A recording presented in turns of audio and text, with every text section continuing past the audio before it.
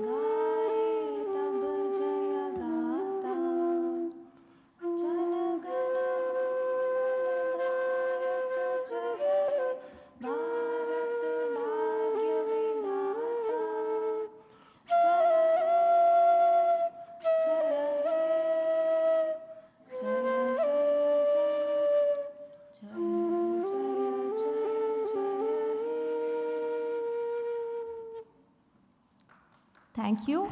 Please be seated. We now move to a movement that holds deep significance, the lamp lighting ceremony, a tradition that marks beginnings and renews intent. I invite our dignitaries to join us for the lamp lighting ceremony.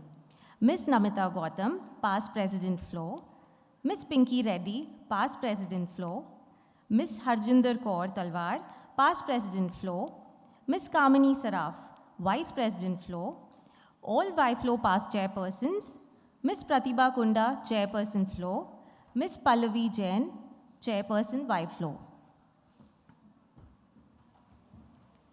May we invite all Y-Flow past chairpersons on stage as well, please.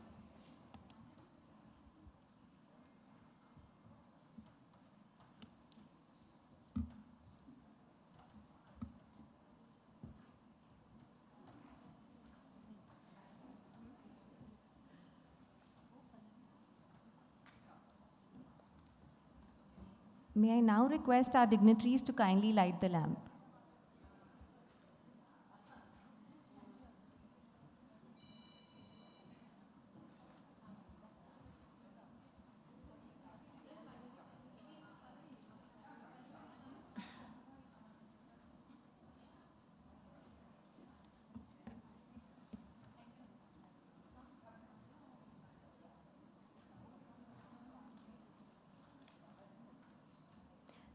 This is a Dokra art lamp, a traditional metal craft revived in Adilabad during the tenure of present Flow chairperson, Ms. Pratibha Kunda.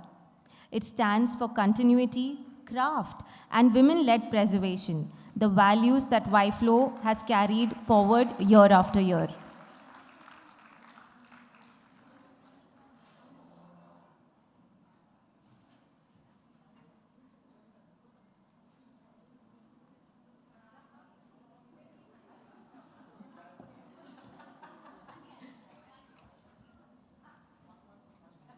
I request everyone to come together for a group picture, please.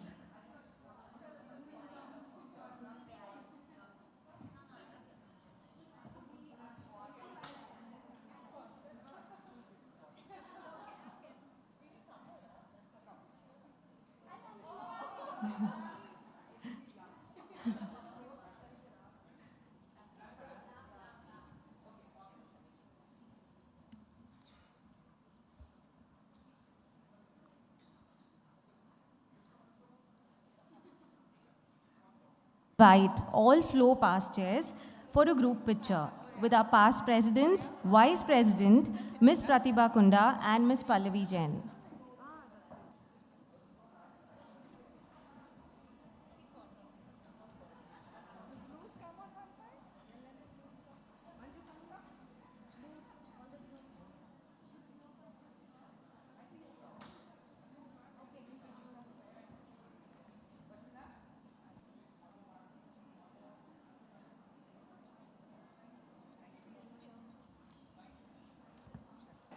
We now move on to the address segment, a moment to reflect, acknowledge leadership, and recognize the journey that has brought YFlow to this milestone year.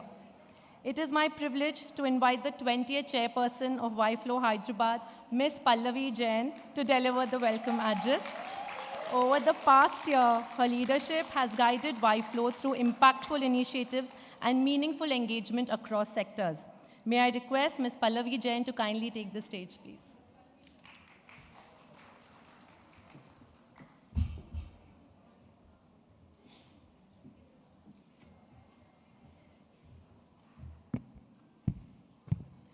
Good evening, all. I, Pallavi Jain, the 20th chairperson of YFlow Hyderabad, extend my warmest welcome to each one of you gathered here today. It is my absolute honor to welcome you to this grand celebration marking 20 years of YFlow Hyderabad, a milestone that reflects decades of vision, leadership, and extraordinary women shaping our journey. Our esteemed national presidents, whose foresight and stewardship have shaped Ficci Flow into a powerful national movement. Your leadership continues to inspire every chapter across the country. To our Honorable Vice President Ficci Flow, we thank you sincerely for your constant encouragement and strategic guidance that strengthens our vision. I extend my deepest respect and most heartfelt gratitude to our distinct Flow and YFlow past chairs, the Past Chair Council present here today. Each one of you represents a legacy of excellence. Your courage, clarity of purpose, and commitment have built the foundation upon which we proudly stand today. To our valued members, your energy, enthusiasm, and belief is this platform has given it life.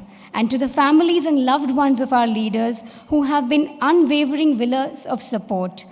Behind every achievement we celebrate, this evening belongs to you all as well. As I stand before you, the 20th chairperson of YFlow Hyderabad, I do so with humility and immense gratitude. This year has been transformative, personally and collectively. Leadership, I have learned, is not about authority, it's about responsibility, stewardship, and service.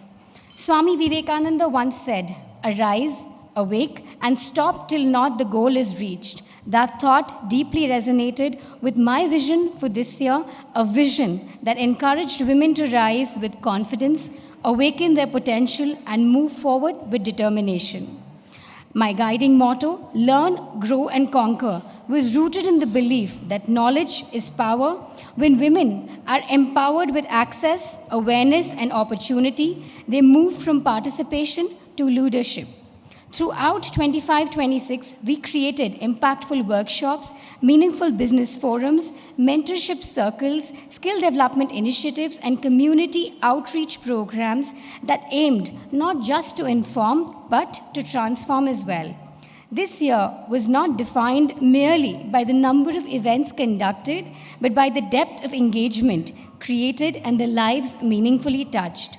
Entrepreneurs found direction, professionals gained clarity, aspiring leaders discovered courage, and many women rediscovered belief in their own potential. Each milestone achieved this year was possible only because of the strength of this platform and the legacy built over the past 2 decades. As a glimpse into the journey and the milestones of 25-26, I request the AV team to kindly present the highlights of this year's work.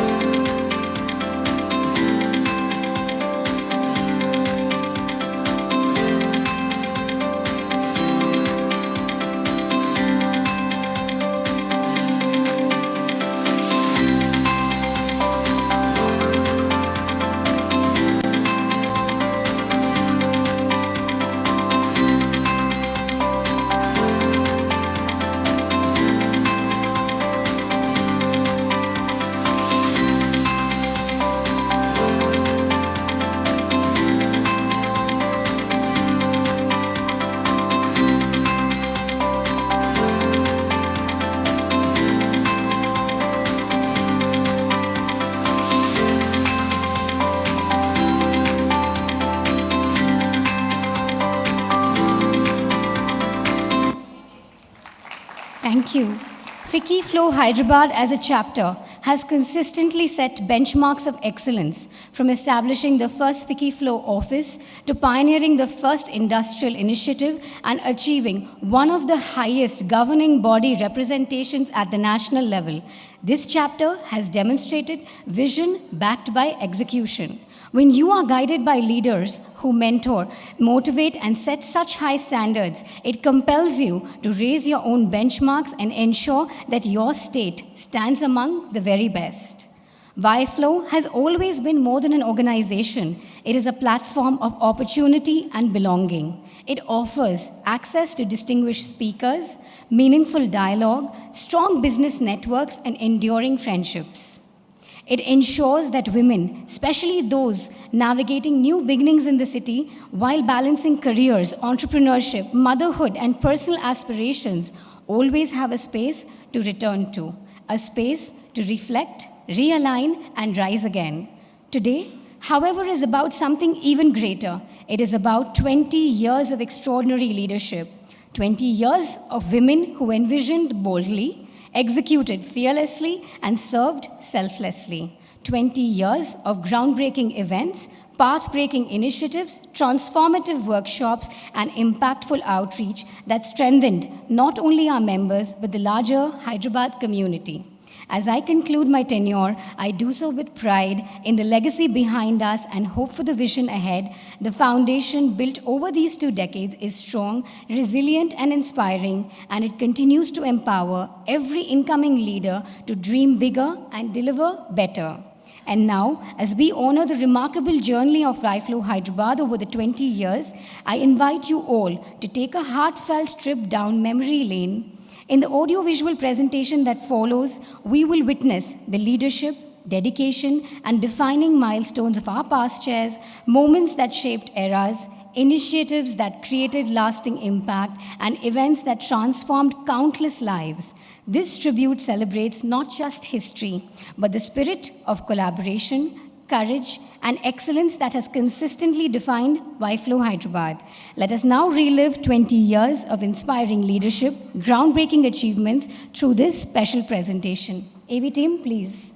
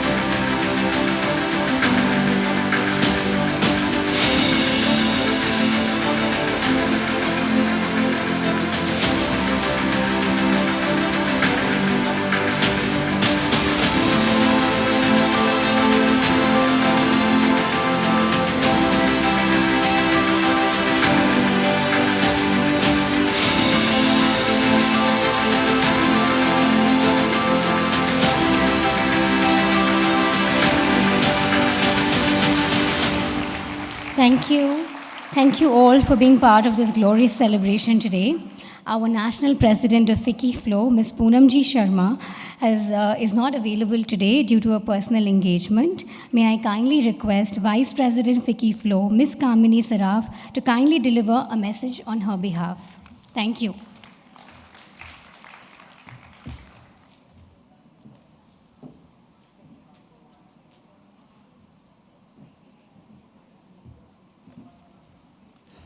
Namaskar and a very warm welcome and good evening, everybody.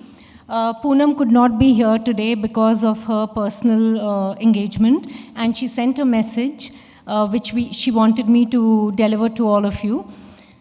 Namaskar. It gives me great pride and happiness to congratulate YFlow Hyderabad as it celebrates 20 remarkable years of impact and empowerment. For 2 decades, young women have come together under this platform to learn, to lead, to grow, and to support one another. This journey has been built on vision, dedication, and collective strength. I would like to sincerely appreciate all the chairpersons of YFlow Hyderabad over the years. Your leadership has shaped this chapter into a dynamic, forward-looking, and impactful community. You have laid strong foundations and continuously raised the bar. Today, YFlow Hyderabad stands tall with a combined strength of nearly 1,200 members across Flow and YFlow. That is a powerful ecosystem of aspiration and action. The work being done by the chapter is truly commendable. Through entrepreneurship programs, skill-building initiatives, leadership training, financial literacy workshops, and support for women-led startups, Flow and YFlow Hyderabad have created meaningful opportunities for growth. The chapter has also encouraged networking, mentorship, and advocacy while ensuring young women are prepared for leadership from an early stage, including through initiatives supporting girls' education. The many events, workshops, industrial visits, business leagues, and knowledge sessions have provided valuable platforms for women to connect and learn from each other. These spaces build confidence, create networks, and inspire progress. I would especially like to commend Pallavi Jain, the 20th chairperson of YFlow Hyderabad 25-26. Under her leadership and her theme, Knowledge is the Key to Empowerment, the focus on empowering the next generation is clear. Business leagues, industrial tours, and future-ready engagements for young professionals reflect strong vision and relevance. Pallavi, where's Pallavi? This is especially for you. Pallavi, your commitment to expanding knowledge and opportunity for young women is truly inspiring. As YFlow Hyderabad completes 20 years, may this milestone mark the beginning of an even stronger and more impactful journey ahead. I wish you all many, many more years of empowering women to lead with confidence, courage, and conviction. My heartfelt congratulations to the entire YFlow Hyderabad family. Thank you and Jai Hind. So I'll just convey the long, big applause to Poonam as well from all of you.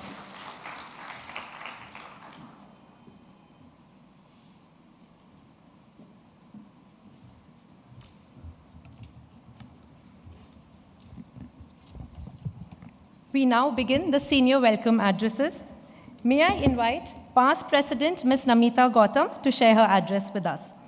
Ms. Namita Gautam served as the 21st National President of Ficci Flow during 2004-2005, a defining year that shaped the organization's national identity and reach. Her presidency marked Flow's comprehensive image transformation, including the launch of the new logo and now iconic tagline, "The Power to Empower," positioning Flow as a modern, forward-looking platform for women's leadership.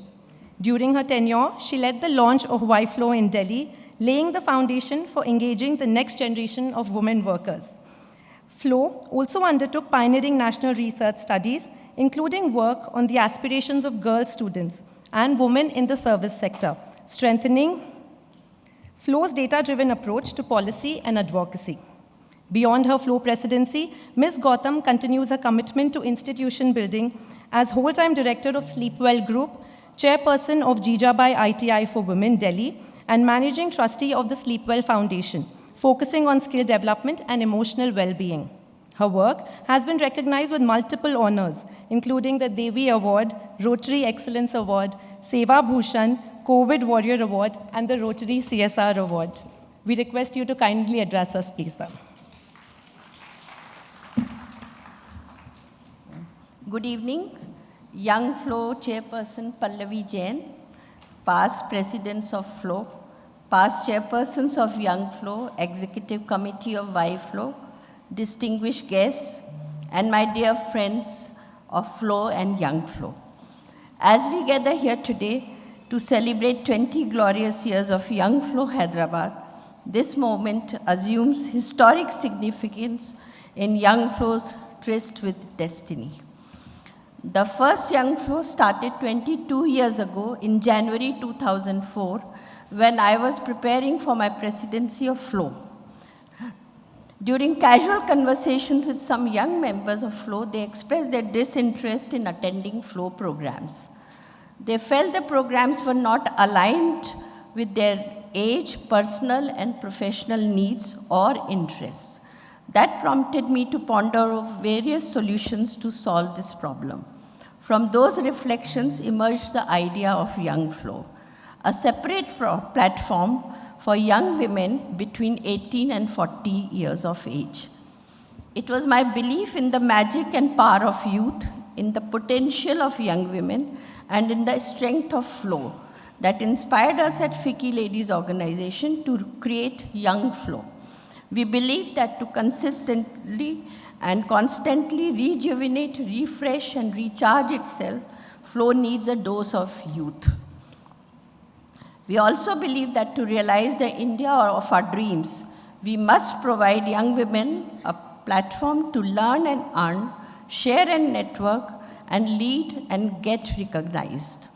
In short, to get empowered and then empower others. That is what we did, and Young Flow was born in Delhi on 28th April 2004 with Shalu Jindal as the first chairperson. I believe, strongly believe, the birth of Young Flow in 2004 was actually the rebirth of Flow. It was in early February 2006 when Young Flow Hyderabad was started. Today we have with us virtually the entire leadership of Young Flow Hyderabad, a generation that played key role in the emergence of Young Flow as the cradle of empowerment for young women. We are here to honor this very honorable group. As chairpersons, this group has led Young Flow and driven it forward on the successful journey of the last 20 years. In a very humble and heartfelt manner, they will be felicitated. For Flow, all of you from Young Flow are like nectar of life. In your energy lies the vitality of Flow. In your dynamism lies the future of Flow. And in your ideas lies the vision that will guide Flow forward. I can sense the energy and optimism in your presence. And it is so heartening to see that Young Flow, this powerful group under 40, stands tall today, leading from the front. Friends, for me, this is a deeply nostalgic moment. 2 decades ago, I was here when Young Flow Hyderabad was born, under Flow chairperson Hina Shrivastava and Harjinder Kaur Talwar as the first chairperson of Young Flow Hyderabad. I was also here when Nidhi Swarup was the chairperson, and we had a very successful wellness conclave here. And I am here today when it is celebrating its 2 decades. To me, sometimes it looks so far away, and sometimes it seems like yesterday. Needless to say, it is truly my pleasure and privilege to be here in your celebrations. In conclusion, I extend my heartfelt thanks to Young Flow chairpersons Pallavi Jain, her team, and past chairpersons council for their excitement, enthusiasm, and warmth in making this event happen, and for inviting me. I would also like to mention that our belief in young flow has shown results.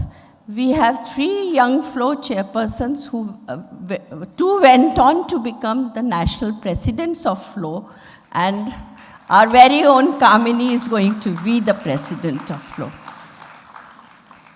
And I must say that this event and young flow really boosts my ego. A special thanks to Preshta, who was there to receive me despite my telling her not to come. And she has left her car with me. I don't know what to do with it, but thank you, Preshta. Where are you? Okay. My very best wishes to them and to empower more and more young women to lead businesses and to make Bharat a Bharat of our dreams, a progressive, prosperous, and powerful Viksit Bharat. Thank you.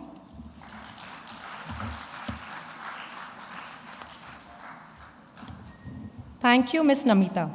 I'm honored to welcome Ms. Aparna Reddy, Ms. Pinky Reddy to all of us on stage to share her address.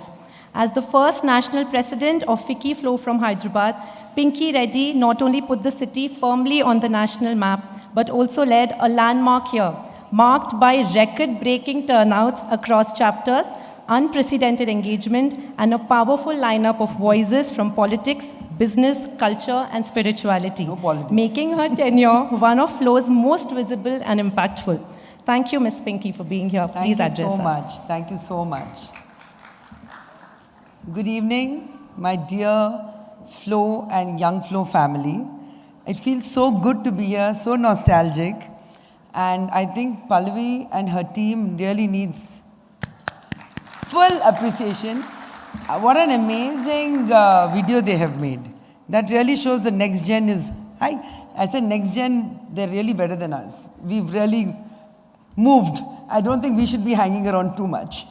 But seriously, I think Pallavi, amazing. She manifested that my appointment gets cancelled and I'm here today. I first said I won't be there, but I landed up here. So I'm so happy to be here. I think I was homesick. I was happy to be here and seeing all of you all. And it's funny, I joined, I was a president, I was Flow president 2018.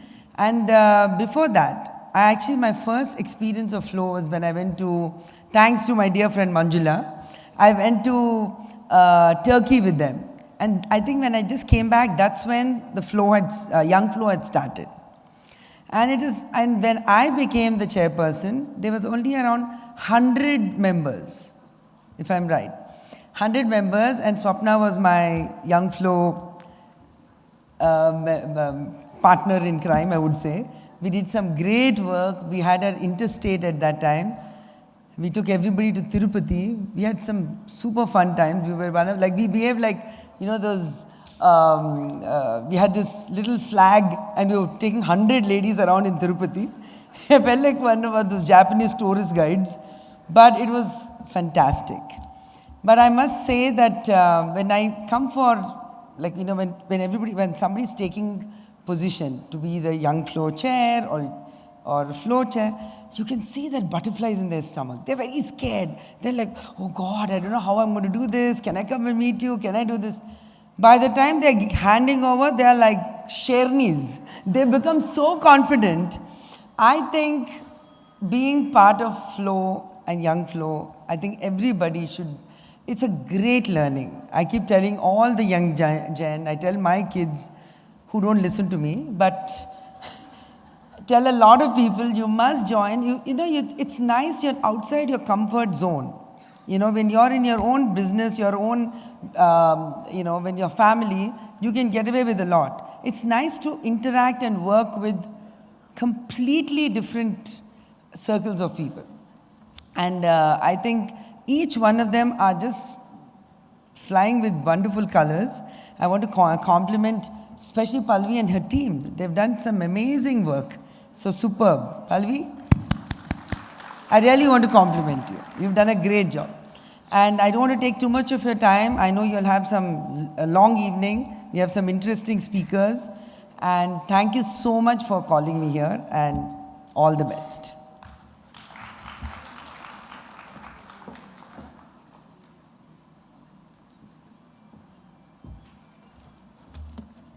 Thank you, Ms. Pinky Reddy, for speaking straight from the heart, as always. May I now invite our past president, Ms. Harjinder Kaur Talwar, to deliver her address.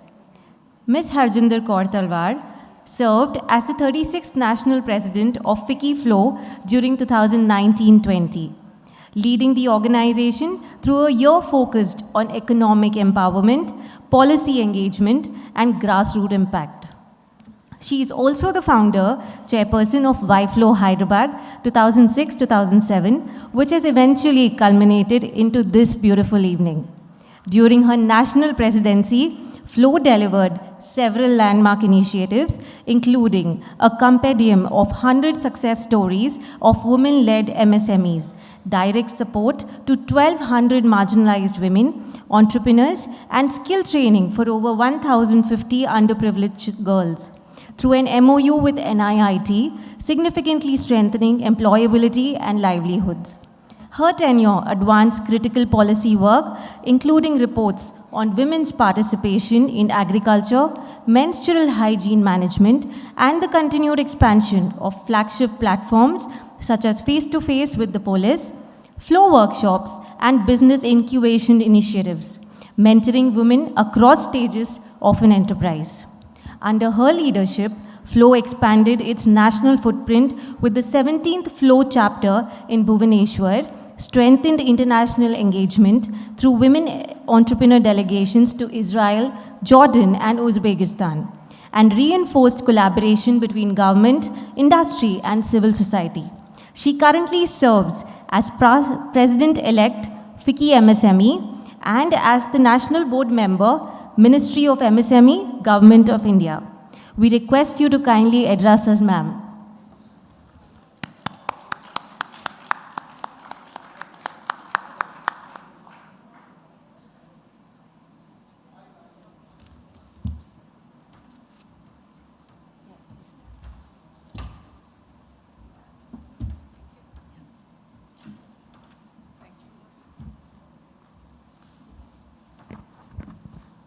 I look tall.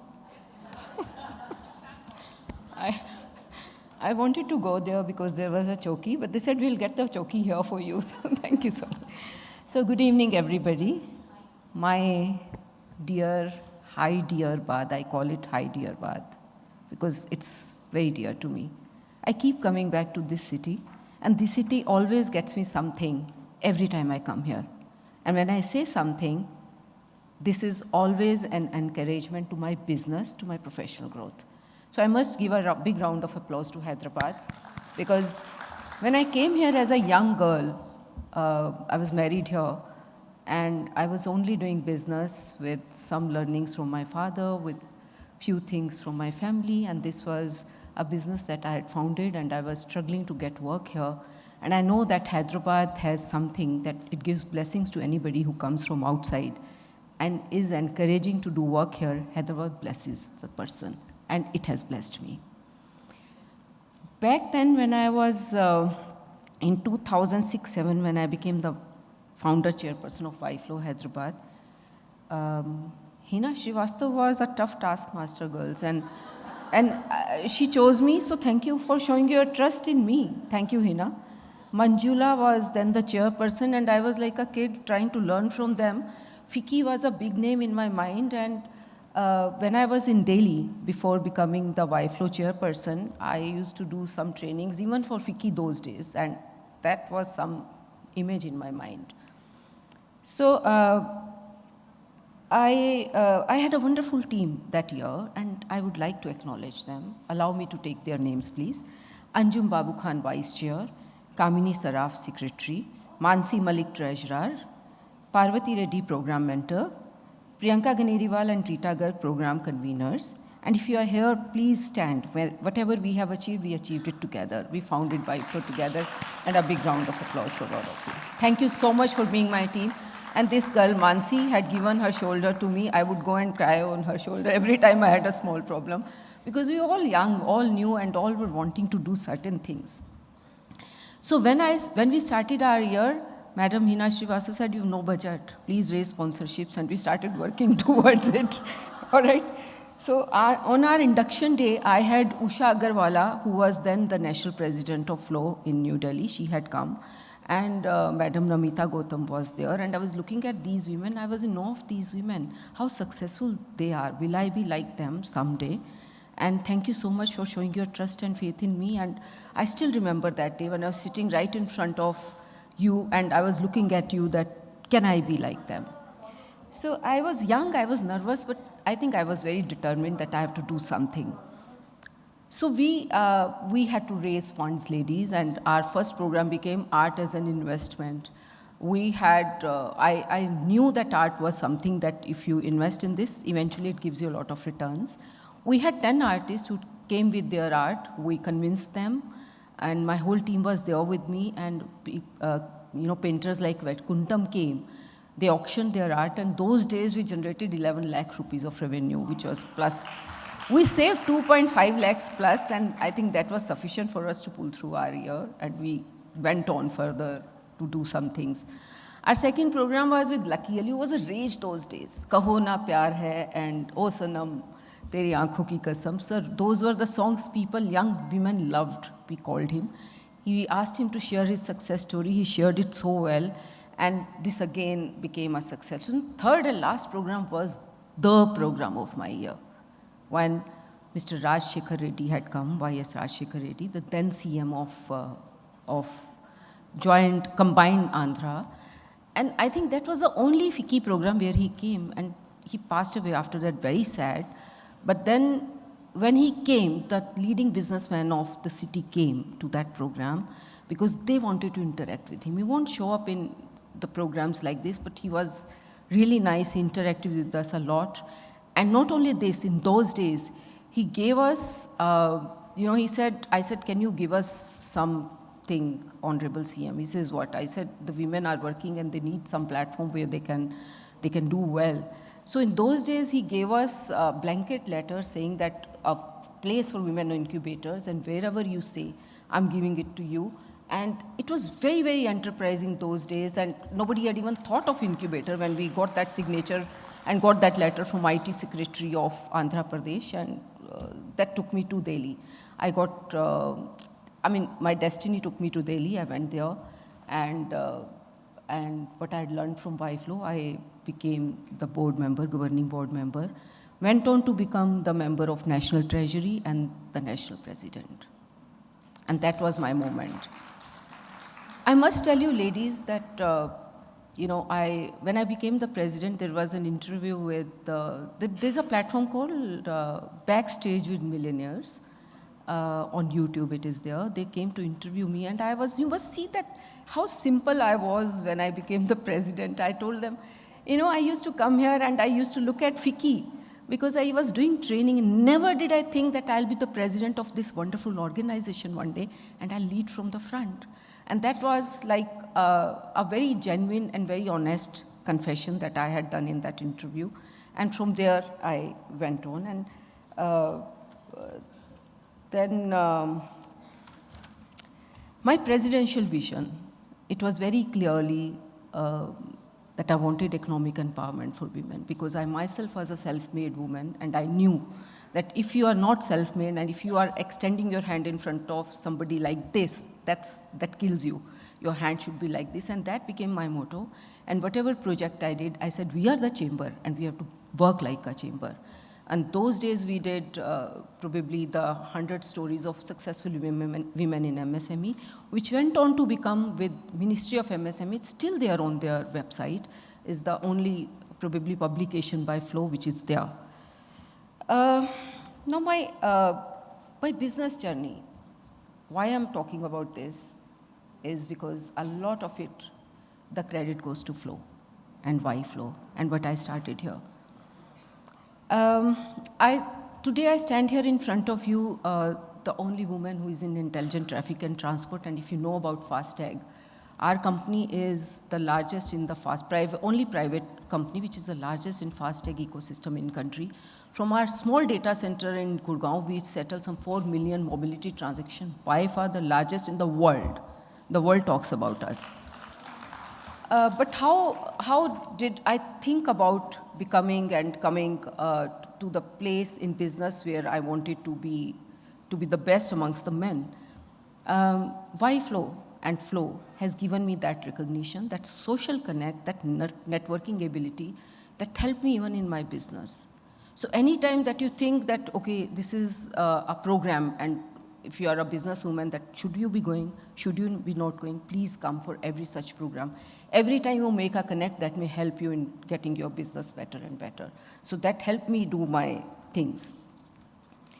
I remember one moment which I want to share with you. I was into exports and I was in Bahrain for some project, and I received a call from ministry saying that, Madam, we are giving you an award as a first businesswoman. I said, I'm busy and I can't come. They said, but Prime Minister Modi is giving you this award. I said, I'm coming. And I rushed back. So those are the moments. And everywhere, ladies, the credit goes to my Flow and YFlow exposure. It has taught me so much. It has taught me how to do I was just a girl, very raw from my business family, where my father had just told me that, so what, kad chota hai, take a kursi uchi, which I say many times, kursi uchi lala, take a high chair. But that high chair Flow and YFlow has given me. So Hyderabad, so people who, for those who may not know, in Hyderabad, our company has rolled out the pilot for Twins project, which eventually Bill Clinton, the then president of India, president of US, had come and seen. And I was there showcasing him that project, and that's my claim to fame in Hyderabad. When I stand here, I feel gratitude to my friends, to what they've given, what Flow and YFlow has given me. And the journey started here. My heart will always belong here. Thank you, Hyderabad, once again.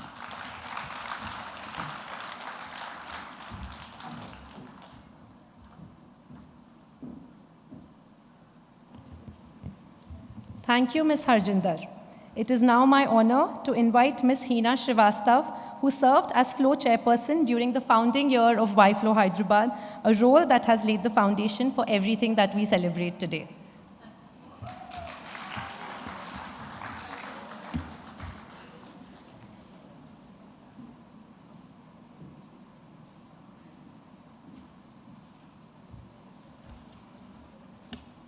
Good evening to everyone present. It's truly a moment of pride, and I warmly to stand here today to celebrate 20 years of YFlow Hyderabad. I warmly acknowledge the presence of past President, Mrs. Namita Gautam, Mrs. Pinky Reddy, and Mrs. Harjinder Kaur Talwar, our special invitees, past chairpersons of Flow and YFlow, and all members of Flow and YFlow, who together form the spirit of this organization. When I look back at the beginning of Flow Hyderabad, what stands out is not how small we were, but how strongly we believed in what we were building. We carried a clear and powerful vision to empower every woman who came into this fold, to create a platform where voices could be strengthened, leadership could be nurtured, and confidence could be built. At that time, Flow membership was open to women aged 30 and above. The Hyderabad chapter, which had just begun with 25 members a couple of years ago, had swelled to 350 members. But beyond numbers, what truly grew was purpose, participation, and possibility. There was excitement, curiosity, and courage among the members. And as chairperson, I felt it was my responsibility to encourage them, even while making sure the chapter stayed relevant and dynamic at all times. I was brimming with ideas and had several discussions with my team and Flow leaders at Delhi. Just the year before, immediate past president, Mrs. Namita Gautam, had started the YFlow, the young Ficci ladies organization in New Delhi. With Hyderabad chapter's member profile, I felt this was a great opportunity to be tapped into. I began to see how a YFlow platform with members aged between 18 and 40 could add the right kind of diversity. Younger members would infuse different perspectives, bring in fresh energy. The talent pool would expand. And more importantly, be a springboard for future chairpersons and leaders who could carry flow forward. In today's language, this was truly the Gen Z and the young millennial face of flow. What began as a thought became an action. Members were categorized by age, YFlow teams were formed, and then came the most important step, finding the right leader. It was during another event that I met Ms. Harjinder Kaur Talwar. Our conversation was brief, but deeply impactful. In her, I saw everything a YFlow leader could embody: entrepreneurship, dynamism, honesty, a people-first approach, clarity of thought, responsibility, and empathy. I knew I had found the leader I was looking for. YFlow was launched in 2005 and 6, and from that day, there was no looking back. Harjinder led YFlow with commitment and conviction. Her journey did not stop there. She went on to become a Flow member and later the president of Flow, setting a remarkable example of leadership, continuity, and growth. Today, as we celebrate 20 years of YFlow Hyderabad, it's an honor to witness how the organization has evolved under able leaders and through meaningful work. The quality of initiatives, the strength of leadership, and the impact created speak for themselves. I sincerely wish YFlow the very best in all their endeavors and reiterate on behalf of all my fellow past chairs that Flow stands strong with YFlow at every turn. I would like to take a moment to thank Ms. Namita Gautam for her guidance as a past president and for being as a friend and mentor who believed in me as a leader of this organization. And to Harjinder Kaur Talwar, fondly known as Lucky, thank you for taking on the responsibility of being the first leader of YFlow Hyderabad. The legacy you began continues to inspire. YFlow was born from belief, it has grown through leadership, and it continues because of purpose. Thank you.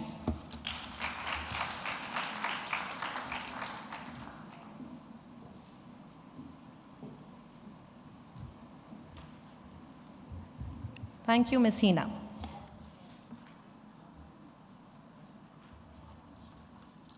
Ladies and gentlemen, we now move to a very special segment of the evening, the felicitation, where we honor distinguished leaders who have stewarded the journey of Ficci Flow and YFlow over the years. I would like to invite Ms. Pallavi Jain, Ms. Namita Gautam, Ms. Harjinder Kaur Talwar, and Ms. Kamini Saraf on stage to begin the felicitations. We now proceed to felicitate our esteemed past president, Ms. Namita Gautam, for her outstanding leadership and contribution and the force behind the first YFlow chapter in the country. Her enduring contribution to institution building stands as a benchmark for women's leadership across the country. We would like to mention that we are presenting a few thoughtfully chosen symbols to you, ma'am, that represent the soul of Telangana and values of Ficci Flow stands for. The Ikat shawl symbolizes Telangana's weaving legacy, and Ficci Flow Hyderabad's ongoing effort to adopt and revive one indigenous art form from our state every year. The Dokra artifact represents one of Telangana's oldest living metal art traditions, lovingly supported and revived by our Flow chairperson, Ms. Pratibha Kunda. A tulsi plant is a symbol of purity, well-being, and prosperity in keeping with our Indian tradition and culture.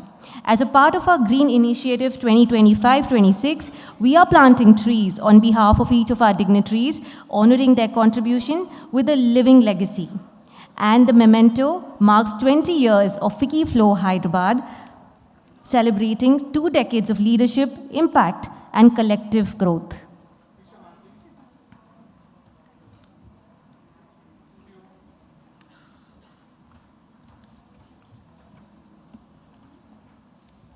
We take this moment to felicitate our respected past president, Ms. Harjinder Kaur, in recognition of her leadership and service and for planting the seed for the Ficci YFlow Hyderabad chapter.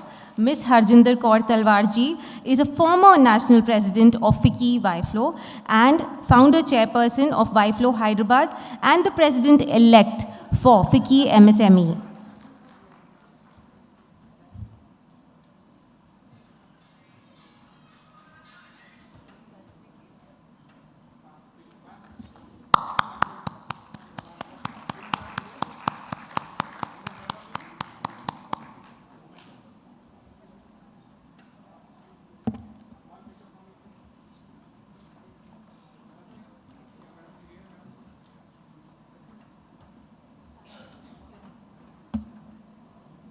Our sincere thanks to our respected past presidents for being a part of this felicitation.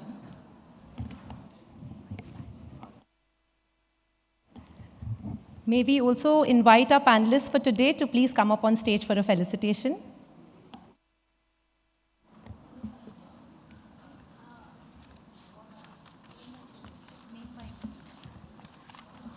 Leadership, Safety and Social Change, Ms. Swati Lakra. A senior IPS officer of the 1995 batch, Swati Lakra has changed how cities think about women's safety.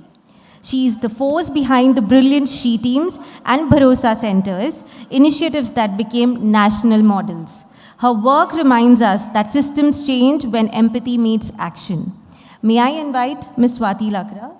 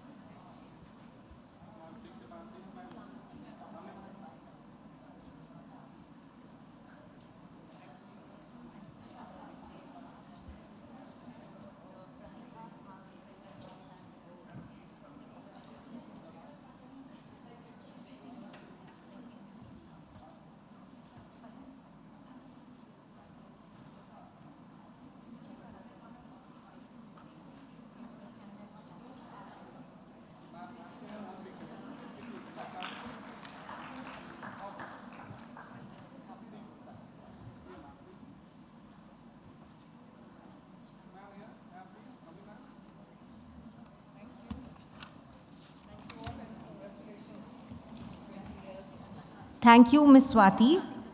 I now invite Ms. Mahima Datla on stage for felicitation. Leadership in Pharmacy, Vaccine and Healthcare, Ms. Mahima Datla. As Managing Director of Biological E, Mahima Datla played a defining role in delivering Cobvax, one of the world's most affordable COVID-19 vaccines. Her leadership blends science, access, and ethics. She reminds us that healthcare impact is measured in lives reached.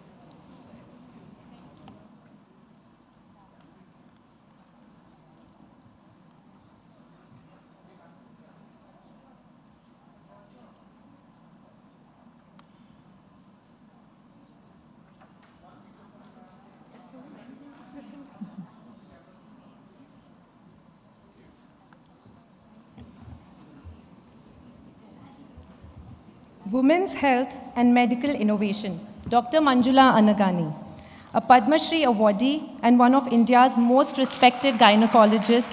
Dr. Manjula Anagani is a pioneer in surgical innovation. She holds a Guinness World Record and led Asia's first gynecology robotic surgery using the Hugo Ras system. Her work combines precision with dignity.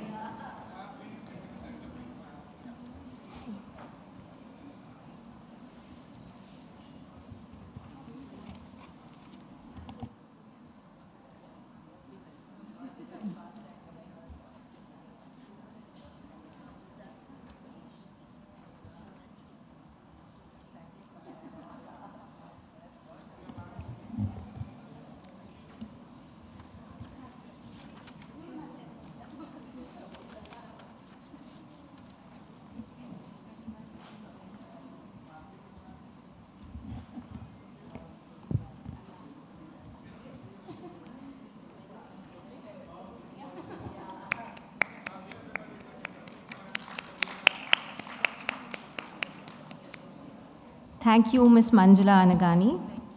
I now request Ms. Swapna Dutt to please come on stage for felicitation. Cinema and storytelling, Miss Swapna. Education and nation building, Dr. P. Sindura Narayana. An MBBS doctor turned education leader, Dr. Sindura Narayana, has helped scale the Narayana Group across 23 states. She now leads the group's first IB initiative focused on future-ready learning. Her belief is simple: education builds nations to scale.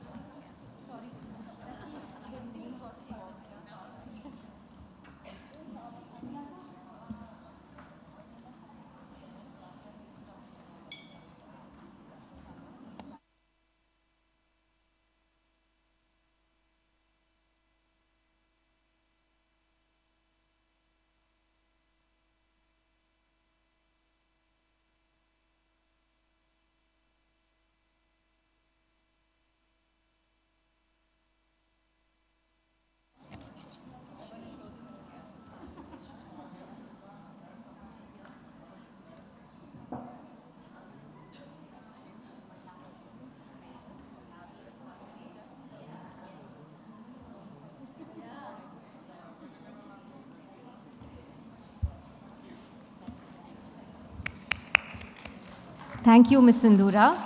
Cinema and storytelling, Ms. Swapna Dutt. A national award-winning producer, Ms. Swapna Dutt is a key force behind films like Mahanati and Sita Raman. She represents a new language of cinema, rooted, brave, and emotionally intelligent. Her stories travel far because they begin close to the heart.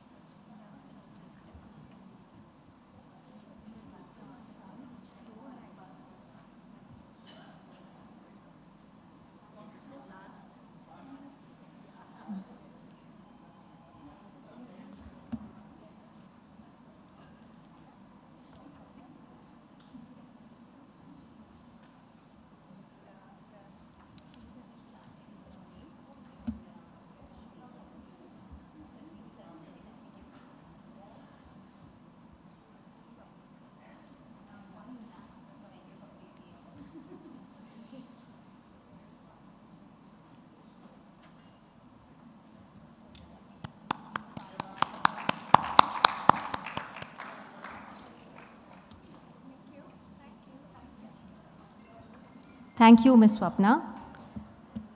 Craft and Contemporary Couture, Ms. Jayanti Reddy. Founder and creative director of her couture label, Ms. Jayanti Reddy has redefined modern Indian bridal design. Her works bring together hand-woven textiles, quiet luxury, and thoughtful design. From Hyderabad to global showcases, her voice is unmistakable.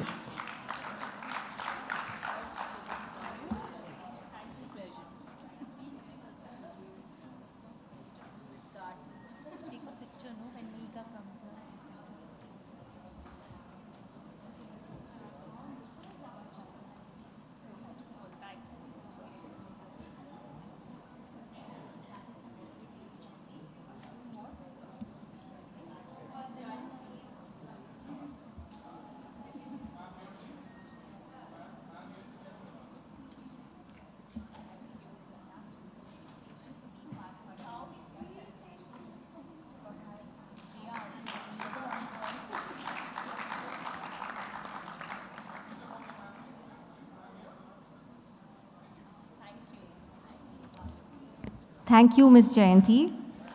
Art and Mental Well-Being, Ms. Mihika Dagopati.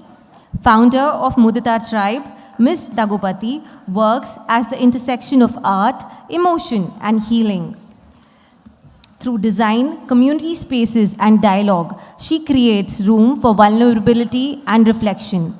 Her work asks to slow down and listen.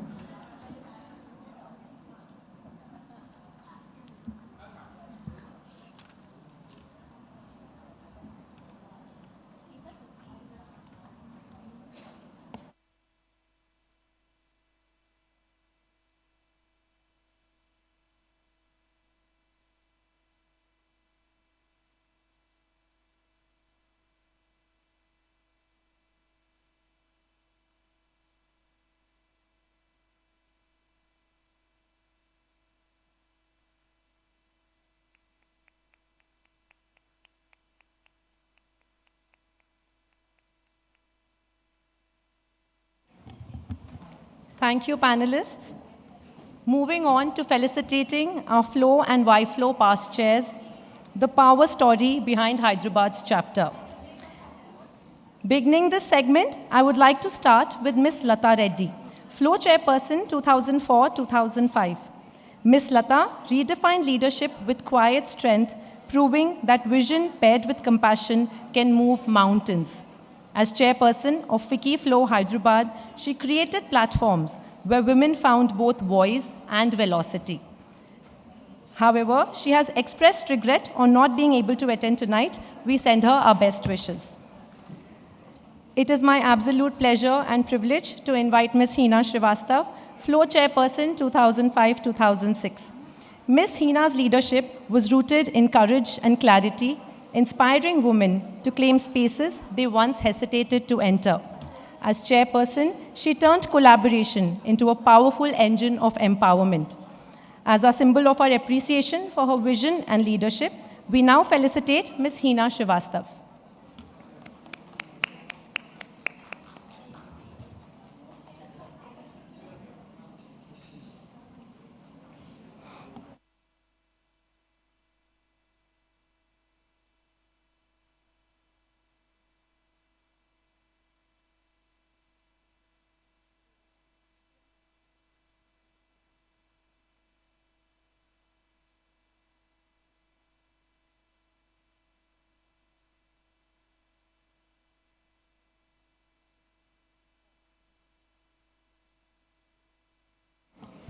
We request Ms. Hina to stay back for the next felicitation, please. May I invite Ms. Manjula Reddy, Flow Chairperson 2006-2007 on stage, please. With utmost grace, Ms. Manjula built bridges between ambition and opportunity. Her tenure as chairperson transformed Flow Hyderabad into the hub of purposeful progress. We mark our gratitude by honoring her leadership with a brief felicitation.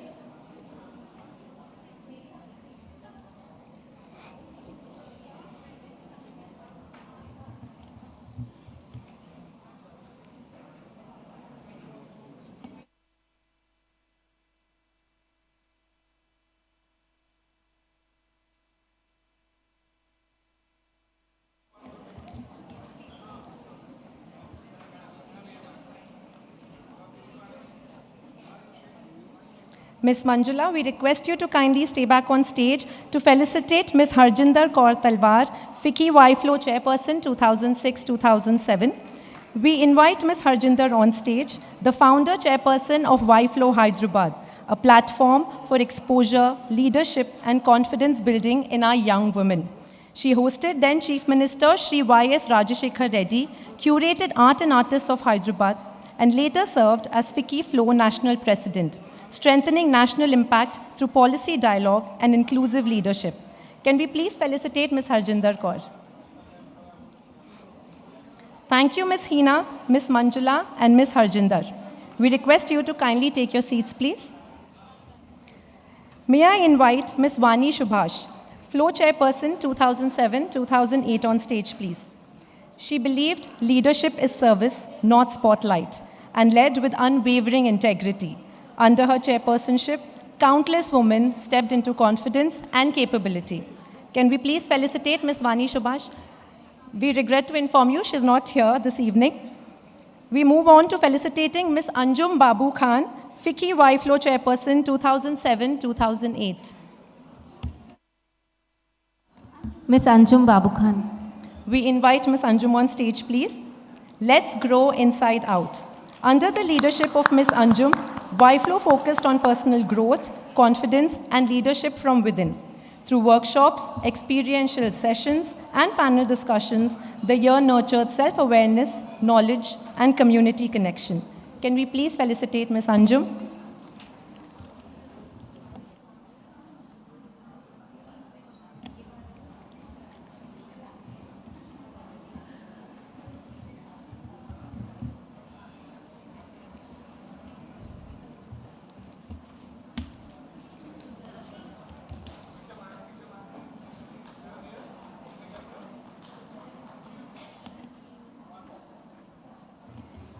Thank you, Ms. Anjum.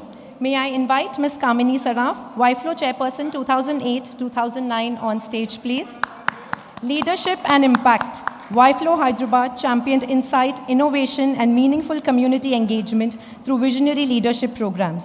Highlights included Passion to Profession with ACE designer Sabyasachi Mukherjee, Passion to Profit with biotech founder Vinita Jain, and initiatives promoting entrepreneurship, creativity, and inner leadership.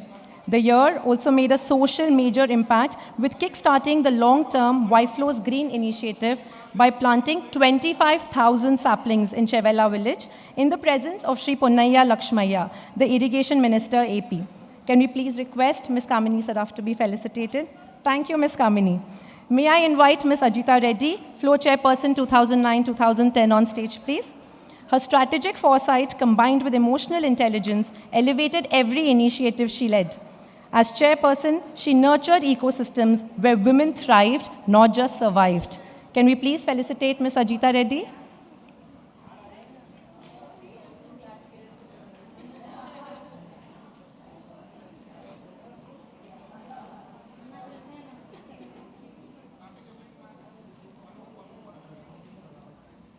Ms. Ajita, we request you to kindly stay back on stage to felicitate Ms. Parvati Reddy, Ficci YFLO Chairperson 2009-2010.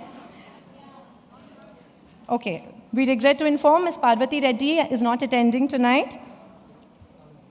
We move on to invite Ms. Mansi Malik, YFLO Chairperson 2010-2011 on stage, please. Be informed, be empowered. Ms. Mansi's year featured impactful programs on leadership, workplace issues, entrepreneurship, and media, encouraging awareness and progressive thinking. It also highlighted social responsibility through green initiatives and collaborative events, fostering empowerment and collective growth.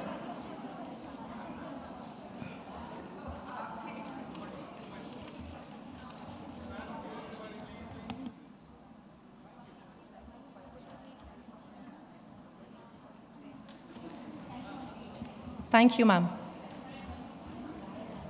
May I invite Ms. Pinky Reddy, Flow Chairperson 2011-2012 on stage, please. Pinky Reddy had to leave a bit sooner than expected, so we would move on to Ms. Swapna Gaddipati, Ficci YFLO Chairperson 2011-2012. Dialogue and leadership. Ms. Swapna's year focused on informed dialogue, institutional engagement, and collective leadership through knowledge-driven programs, policy discussions, and interactions with leaders across education, governance, and social sectors.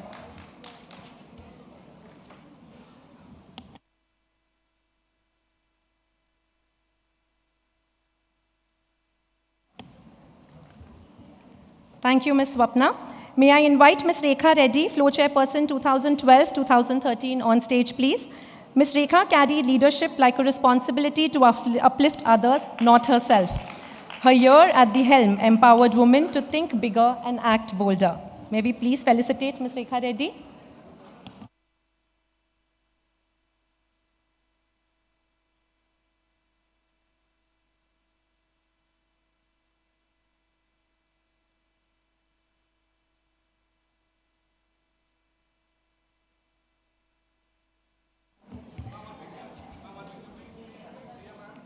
Ma'am, we request you to stay back to felicitate Ms. Maurya Boda, Ficci YFLO Chairperson 2012-2013. In her year, Ms. Maurya ensured championing entrepreneurship as a powerful pathway for women's economic independence and leadership. She inspired women to lead boldly and build sustainably through industry visits, leadership sessions, innovation talks, and the Go Green project. She is also currently leading the Industrial Park Initiative in Vijayawada with an MOU already signed for a 30-acre development. Thank you, Ms. Maurya. Ms. Rekha, I would like you to please stay back for another felicitation, please. Moving on to Ms. Jyotsna Angara, Flow Chairperson 2013-14. She expressed regrets on not being here tonight. She sends her best wishes. We now invite Ms. Ashita Navalgaria on stage, please. Transformative growth.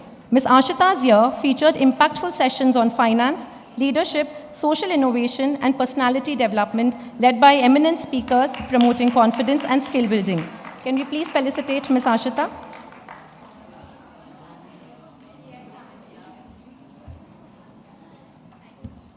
Thank you, Ms. Rekha and Ms. Ashita.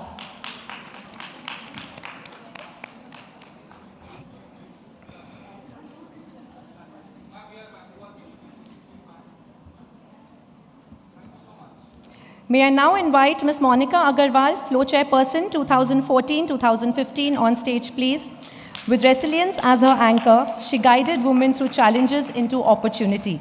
As chairperson, she fostered growth and echoed beyond her term. Can we please felicitate Ms. Monica Agarwal?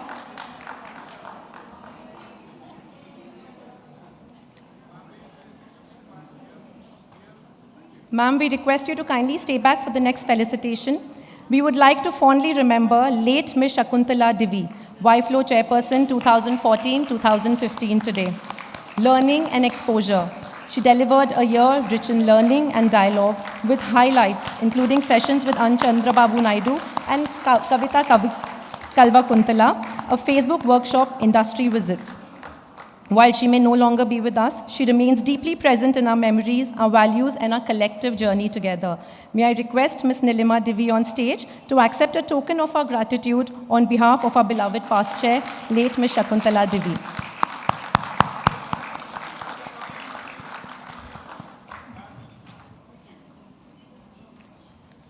Thank you, Ms. Nilima. We request Ms. Monica to please stay back for the next felicitation as well. We move on to acknowledging a brilliant year by Ms. Rekha Lahoti, who couldn't be here as well. We would love to honor the year of Ms. Samia Alam Khan, Ficci YFlow Chairperson 2015-2016. She couldn't join us either today, but accepting a memento on her behalf, we may have Ms. Ashita here. Can we please have Ms. Ashita on stage again? Sending our best wishes and our gratitude for all her work towards the organization.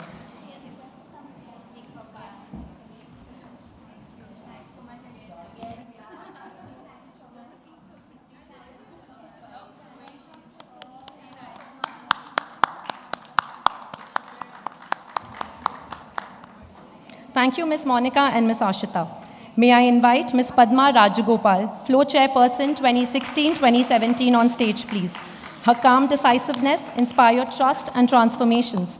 As chairperson, she opened doors for women to lead with confidence and conviction. Can we please felicitate Ms. Padma Rajagopal?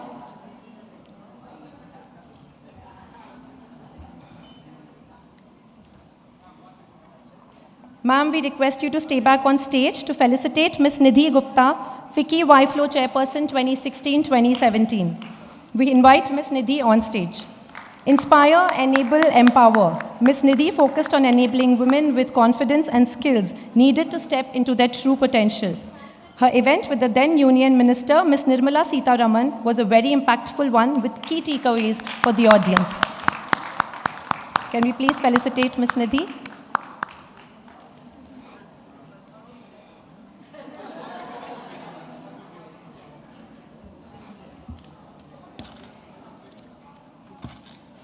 Thank you, Ms. Padma and Ms. Nidhi. May I now invite Ms. Kamini Saraf, Flow Chairperson 2017-2018 on stage, please. During her year at Flow Hyderabad, Kamini Saraf curated powerful platforms like Shifting Goalposts with Nara Lukesh and Nara Brahmini, and in Conversation with the Mystic featuring Kalva Kuntala Kavita with Sadhguru.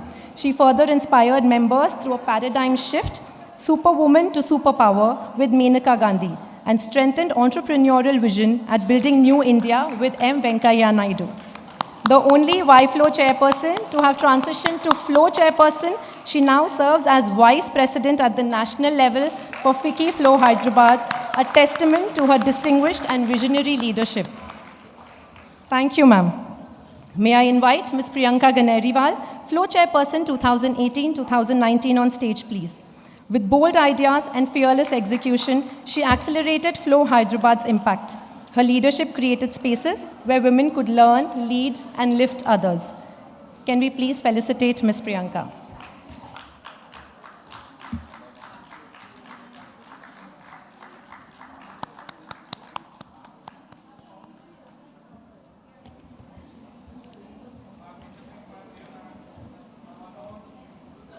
Ma'am, we request you to stay back on stage for the felicitation of Ms. Vinita Surana, Ficci YFlow Chairperson 2018-2019. We invite Ms. Vinita Surana on stage, please. Ignition to your intention. Ms. Vinita brought together Bollywood icons, elite fitness leaders, IPS officers, and entrepreneurs while championing the Go Green Solar initiative. Can we please felicitate Ms. Vinita?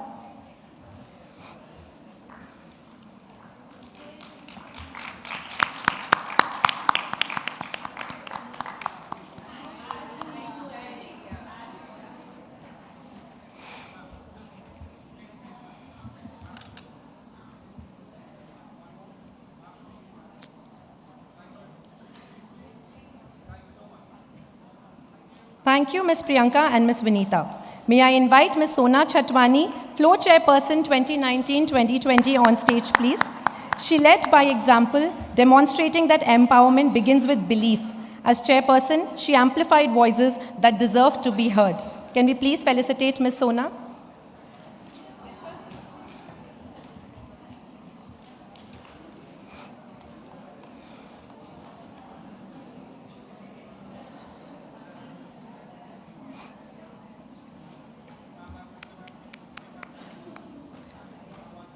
Ma'am, we request you to stay back on stage to felicitate Ms. Shilpa Datla, Ficci YFlow Chairperson 2019-2020.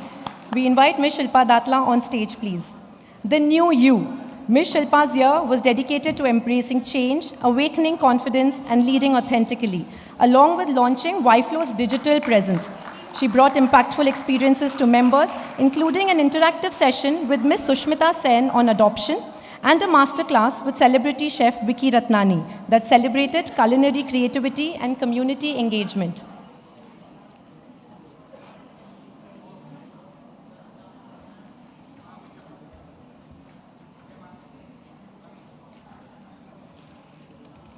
Thank you, Ms. Sona and Ms. Shilpa. May I invite Ms. Usha Rani Manne, Flow Chairperson 2020-2021 on stage, please. Her vision was expansive, yet her focus remained on community upliftment. Under her leadership, Flow Hyderabad became a catalyst for sustainable change. Can we please felicitate Ms. Usha Rani Manne?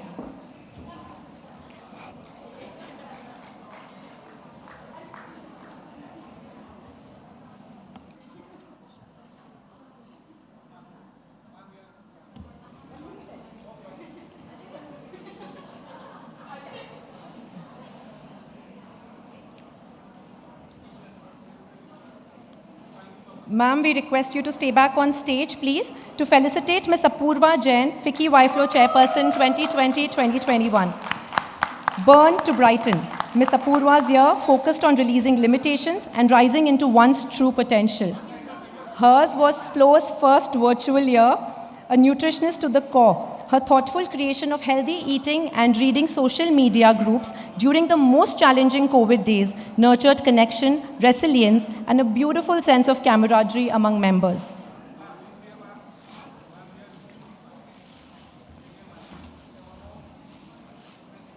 Thank you, Ms. Usha and Ms. Apurva. May I invite Ms. Uma Chigurupati, Flow Chairperson 2021-2022 on stage, please. She embodied transformational leadership, turning challenges into stepping stones. Her year as chairperson strengthened networks and nurtured lasting sisterhood. Can we please felicitate Ms. Uma Chigurupati?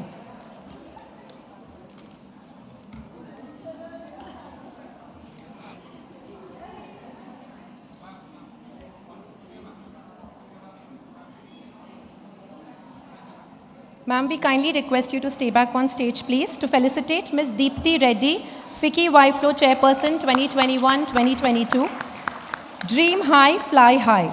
Ms. Deepti's year is marked by the inauguration of the Statue of Empowerment and Glory, which represents women, power, selflessness, resilience, and the ambition to shine high. The chairperson's signature event, Tribute to the Heroes of Health, honored healthcare workers with Dr. Nageshwar Reddy and Ms. Sangeeta Reddy's presence, making it truly memorable.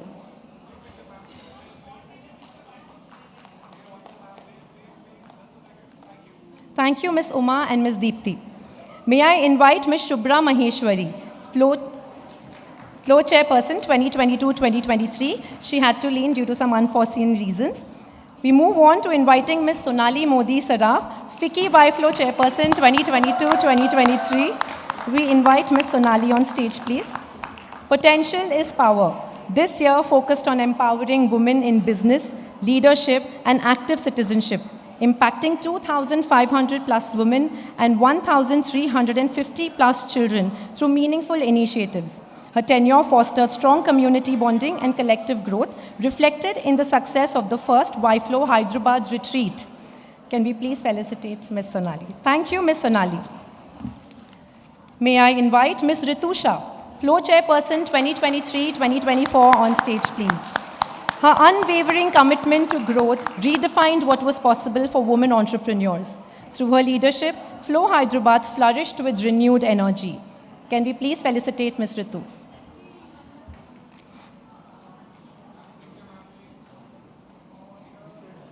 Ma'am, we request you to kindly stay back on stage to felicitate Ms. Aarti Shah, Ficci Y-Flow Chairperson 2023-2024.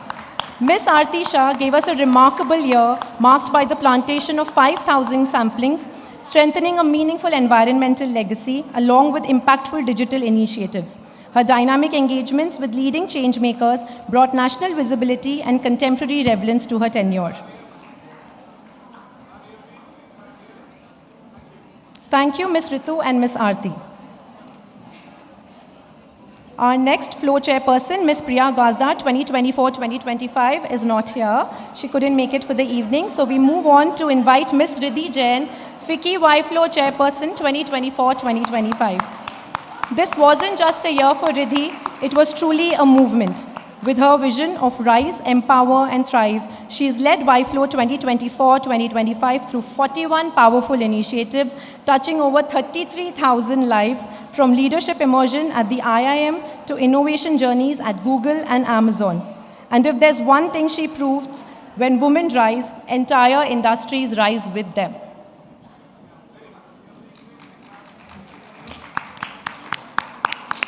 Thank you, Ms. Riddhi. As we close this felicitation segment, we would deeply like to thank Ms. Namita and Ms. Harjinder Kaur for being a part of our celebrations.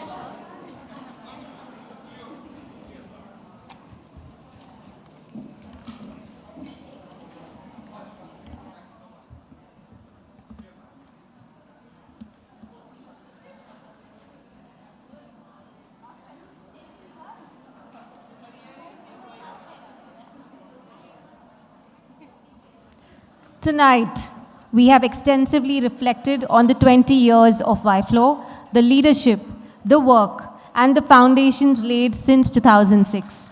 What follows now is a celebration of culture, expression, and collective spirit. We would like to move on to a special cultural presentation that reflects voice, strength, and contemporary expression. It is our pleasure to introduce our Y-Flow member, Ms. Soha Narayanam, a Hyderabad-based singer, songwriter, and playback artist. Trained at the Berklee College of Music and Trinity College, Soha bridges independent artistry and mainstream cinema with ease. With over 100 live performances and features across leading platforms like Rolling Stone, Red FM, The Times of India, and Deccan Chronicle, Soha continues to emerge as one of the most promising contemporary voices in the industry. What you are about to experience today is a lyrical adaptation set to an original composition that centers on women empowerment, drawing strength from live experiences and shared resilience. May I invite Ms. Soha Narayanam to take the stage, please. Just a girl and she's on fire. Amuta na loka me, manako katapama. She's living in a world and it's on fire. Feel a catastrophe, but she knows she can fly away. Oh, amiento strong, and she's burning it down. Oh, inka tanua kasamay velugutundi ka. These girls are on fire. These girls are on fire. They're walking on fire. These girls are on fire.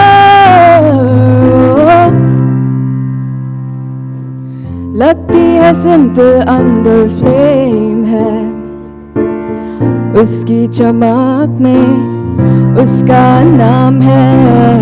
You can try but you'll never forget her name.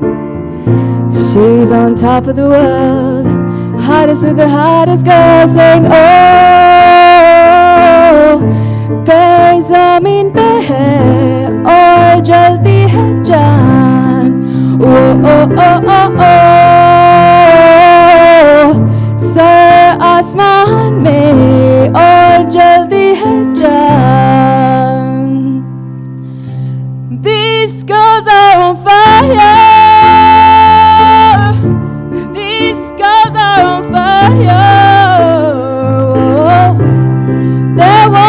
on fire. These girls are on fire. Whoa, whoa, whoa. Thank you so much for having me. It is such an honor to be in a room full of such empowering, inspiring women.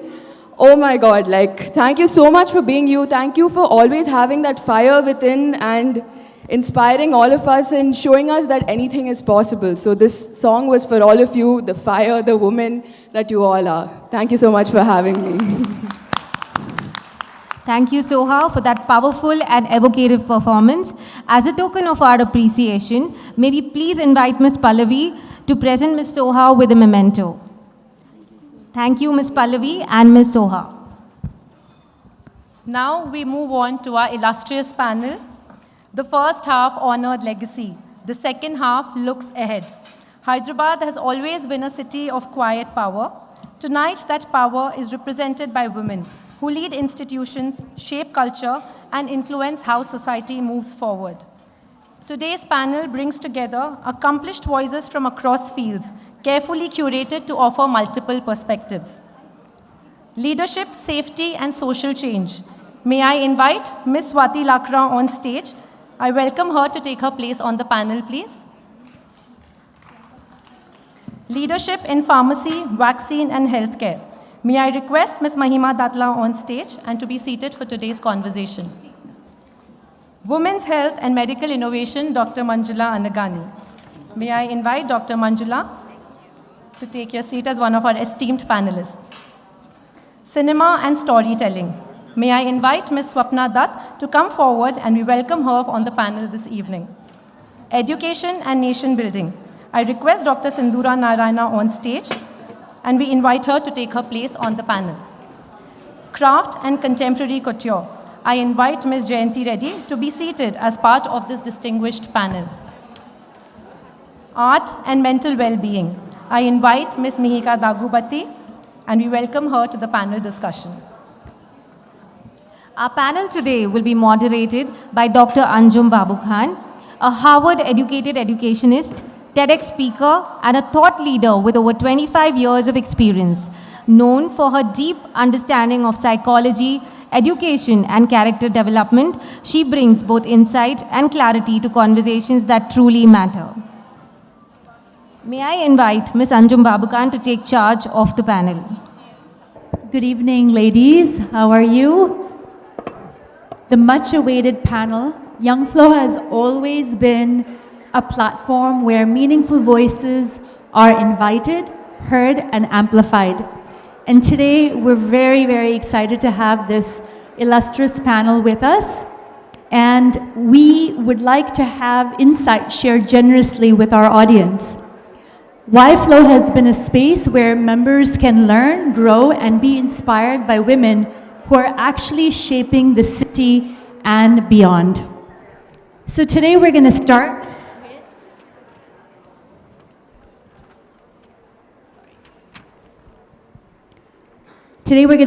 with Miss Swati Lakra.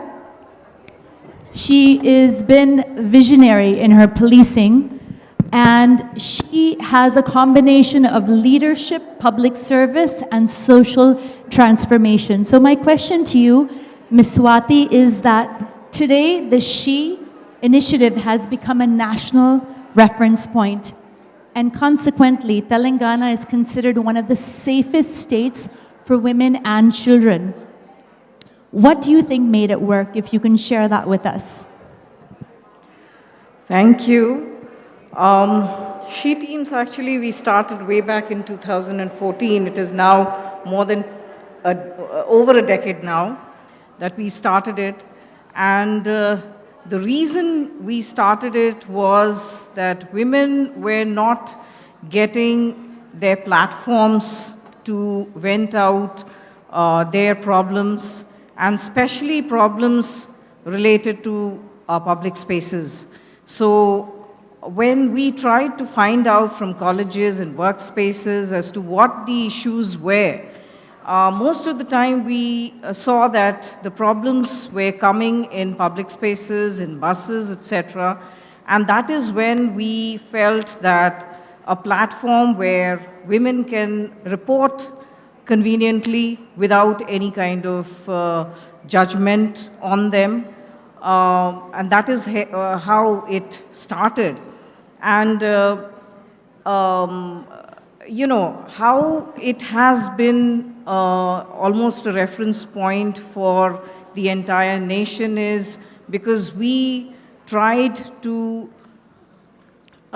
we tried to take up issues related to women, and we worked incognizantly. People were there in Mufti, so people didn't know whether She Teams was there or not in the public spaces, and that is how, and also leveraging technology. So we used CCTV cameras, body-worn cameras, etc., and we worked on evidence base. So that is how we nabbed people, and women became more confident that now they had a platform wherein they could report their issues, and we immediately took action, and that is how many cases started pouring in, and we tried to ensure that each case is taken up and every woman is heard, and they should not feel that they are not heard. And also at the same time, we ensured that because it was evidence-based, we did not let the boys feel that they are being targeted. So because it was evidence-based, we ensured that whatever punishment was given to the boys were actual. And the counseling that we did for the boys also made a huge impact, not only on the boys, but also to the parents, because they now felt that they knew what their boy was doing in the public spaces. So this is how we ensured that women are safe. And of course... Thank you so much for that. Thank you. Let's give her a big round of applause for making Telangana and Hyderabad such a safe space. My next question is to my friend Mahima. AI is everywhere now. It's supposed to be, influencing and infiltrating into so many different fields, including pharma. I'm curious to know what AI innovations and partnerships in clinical research that you're watching closely, and how do you see AI transforming the clinical trial ecosystem, and what strategic initiatives has Biological E adopted in response to AI? Hi, am I audible? Okay, great. Fresh off the AI summit, I think anything I say here might be outdated already, but there's so much to be excited about. Personally, I think it's going to be fairly disruptive and transformative. It goes without saying. I mean, the low-hanging fruits will be transactional in finance, in supply chain, to some extent, even in manufacturing. I think we're adopting manufacturing, business process improvements, and tools related to that. But closer home, when you look at, in our case, vaccine discovery, even in the past, we've been starting to use genetic design of, like looking at the genome sequence, and all of those tools will be used much more. Right now, if you look at the tools for protein folding, particularly for vaccines again, AI's helped us get much more predictive about the epitopes that we are looking for that are considered immunogenic. So all of that's happening, but I would say that, and clearly in clinical trials, right? So everything from trial design to recruitment to data and statistical analysis and modeling, all of that is going to be compressed.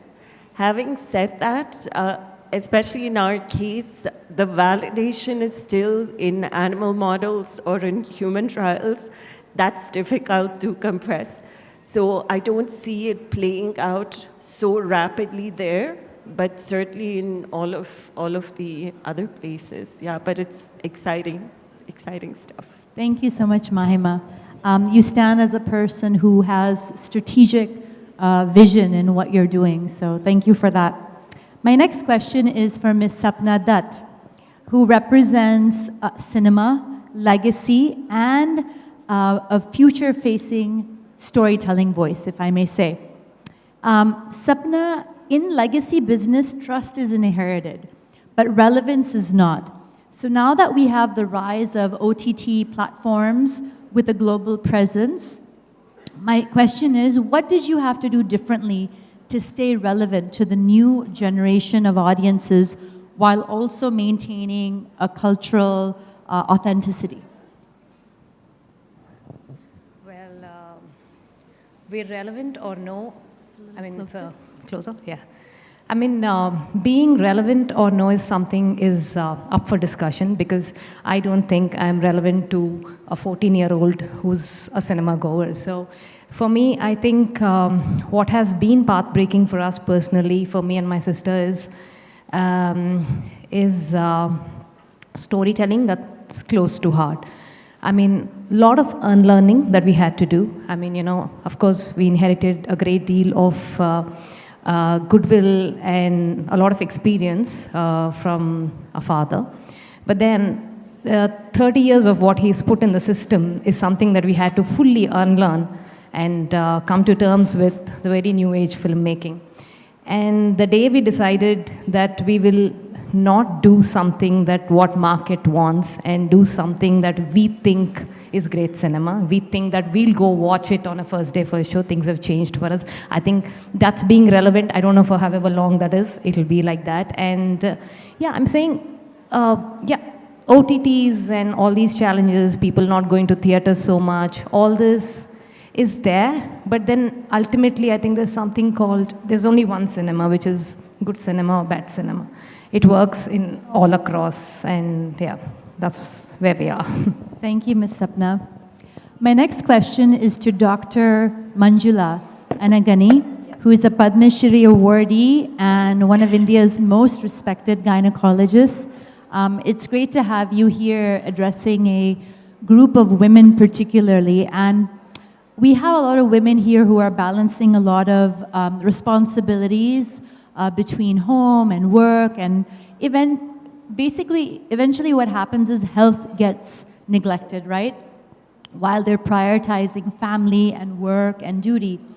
But I'd like you to just highlight to the audience here, what does that neglect or delay eventually cost them? And as a doctor, what advice would you give to women to build a more trusting, more nurturing relationship with their own bodies? Thank you for a wonderful question. I just have to ask all the women out there, if you don't take care of, if you don't love yourself, what right we have got to ask others to love us, others to take care of ourselves? So I think first thing is, it is not selfishness, it is the strength. You take care of yourself, it is the strength you're going to give to yourself and to the family.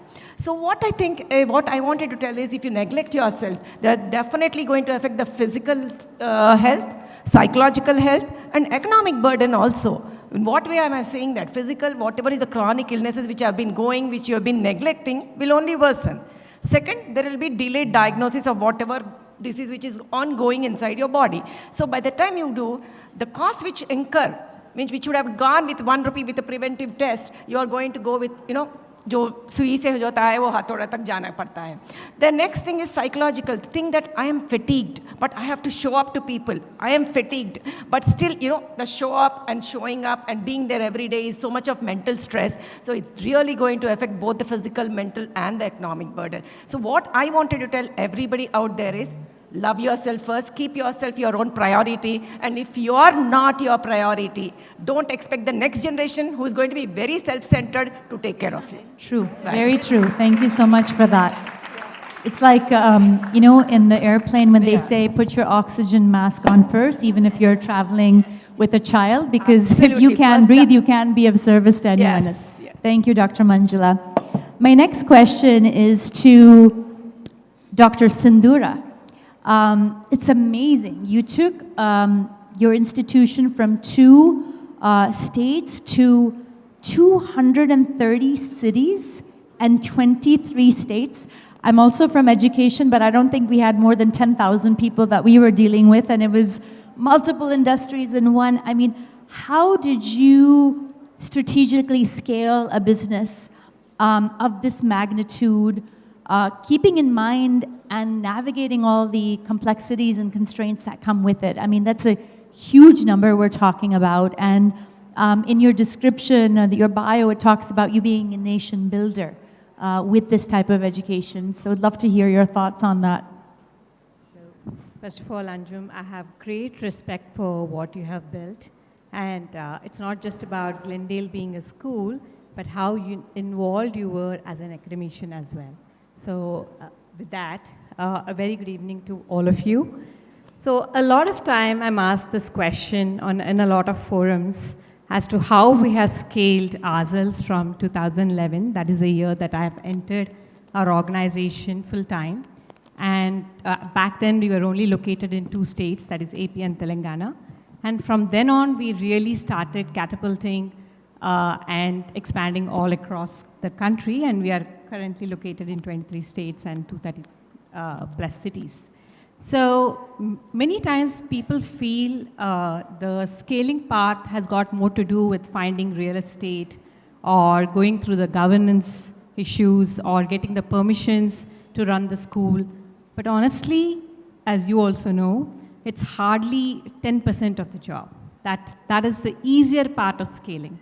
All you need to do is set systems. And when I say set systems, just set the right set of people who are honest and who do their work sincerely with proper deadlines and a really good support system. But the tougher part, which is 90% of the part, is in getting the right leaders and in promoting the right leaders. In an organization like us, it's hard to get leaders from outside because they need to adopt to our culture. So we are in this constant run of looking for teachers who have the talent to be leaders, and we keep promoting them from one level to another, from a teacher level to a principal level to a cluster in charge level to a state head level, and so on and henceforth. And because of this reason, because they know that by staying in this organization, they can get promoted to a highest of the leadership level, even the newcomers prefer to work with us. So the quality members are attracted to us even at a teacher level or an AO level. So that is where the real scaling happens. And in addition to that, we also have this, we also follow this method of having things centralized to a great extent, but also decentralized by 10 to 15%. I would like to explain this a little more in detail if I have a minute more. So we try to keep things as centralized as possible. That includes R&D, the non-academic parts of it, which is production or legal systems, everything in Hyderabad, where our central office is located. And everyone has to follow the systems to the T. But at the same time, we have monthly meetings where the state heads come forward and speak to us honestly and tell us what's going on and what is priority for their state, so that we make the little changes which are important for that state. To give you an example, probably Delhi would look at not just competitive exam results, but also board exam results as seriously. So we ensure that we give a little more number of periods for board exams as well. So such things. So as we do that, we not only ensure that the local parents are happy and the local students are happy, but also in the local competition, we are always standing number 1. And that is how the scaling happens, and that is how we are able to maintain quality and are applauded in all the 23 states we have expanded. It's an amazing number that you're working with. Thank you so much. My next question is to a woman who represents conscious design and timeless craftsmanship. Jayanti Reddy, you're known very well in Hyderabad and beyond, and your work has a very clear aesthetic, feminine, rooted, yet modern. How long did it take you to truly find your design voice, as we would call it? And did you always envision it to be a timeless label that it is? Thank you so much, Anjum. I think my design voice is definitely not something that I found overnight. It happened very gradually, it happened very organically. As a child, and even I think maybe a little when I was a little older, I was always drawn to Indian textiles, heritage craft, and that's something that always remained a constant. But what changed over time and what actually evolved was finding that refinement and clarity in everything that I did in terms of design, whether it's refining embroideries, whether it's developing silhouettes, or doing all these things in terms of design. And I think it took many years, and many years of learning and also making multiple mistakes and learning through that. And when you say timeless, I think that's what I was looking for ever since I started my career. I always want to be known as a designer who makes a garment that can be worn today but also be cherished a decade later. So I think it took a long time, but it's finally there. Thank you, Jayanti. And next we have the beautiful Mahika. Your work is an intersection of art, culture, and mental well-being. I'm curious for the audience if you can elaborate if you see art as something more than aesthetic.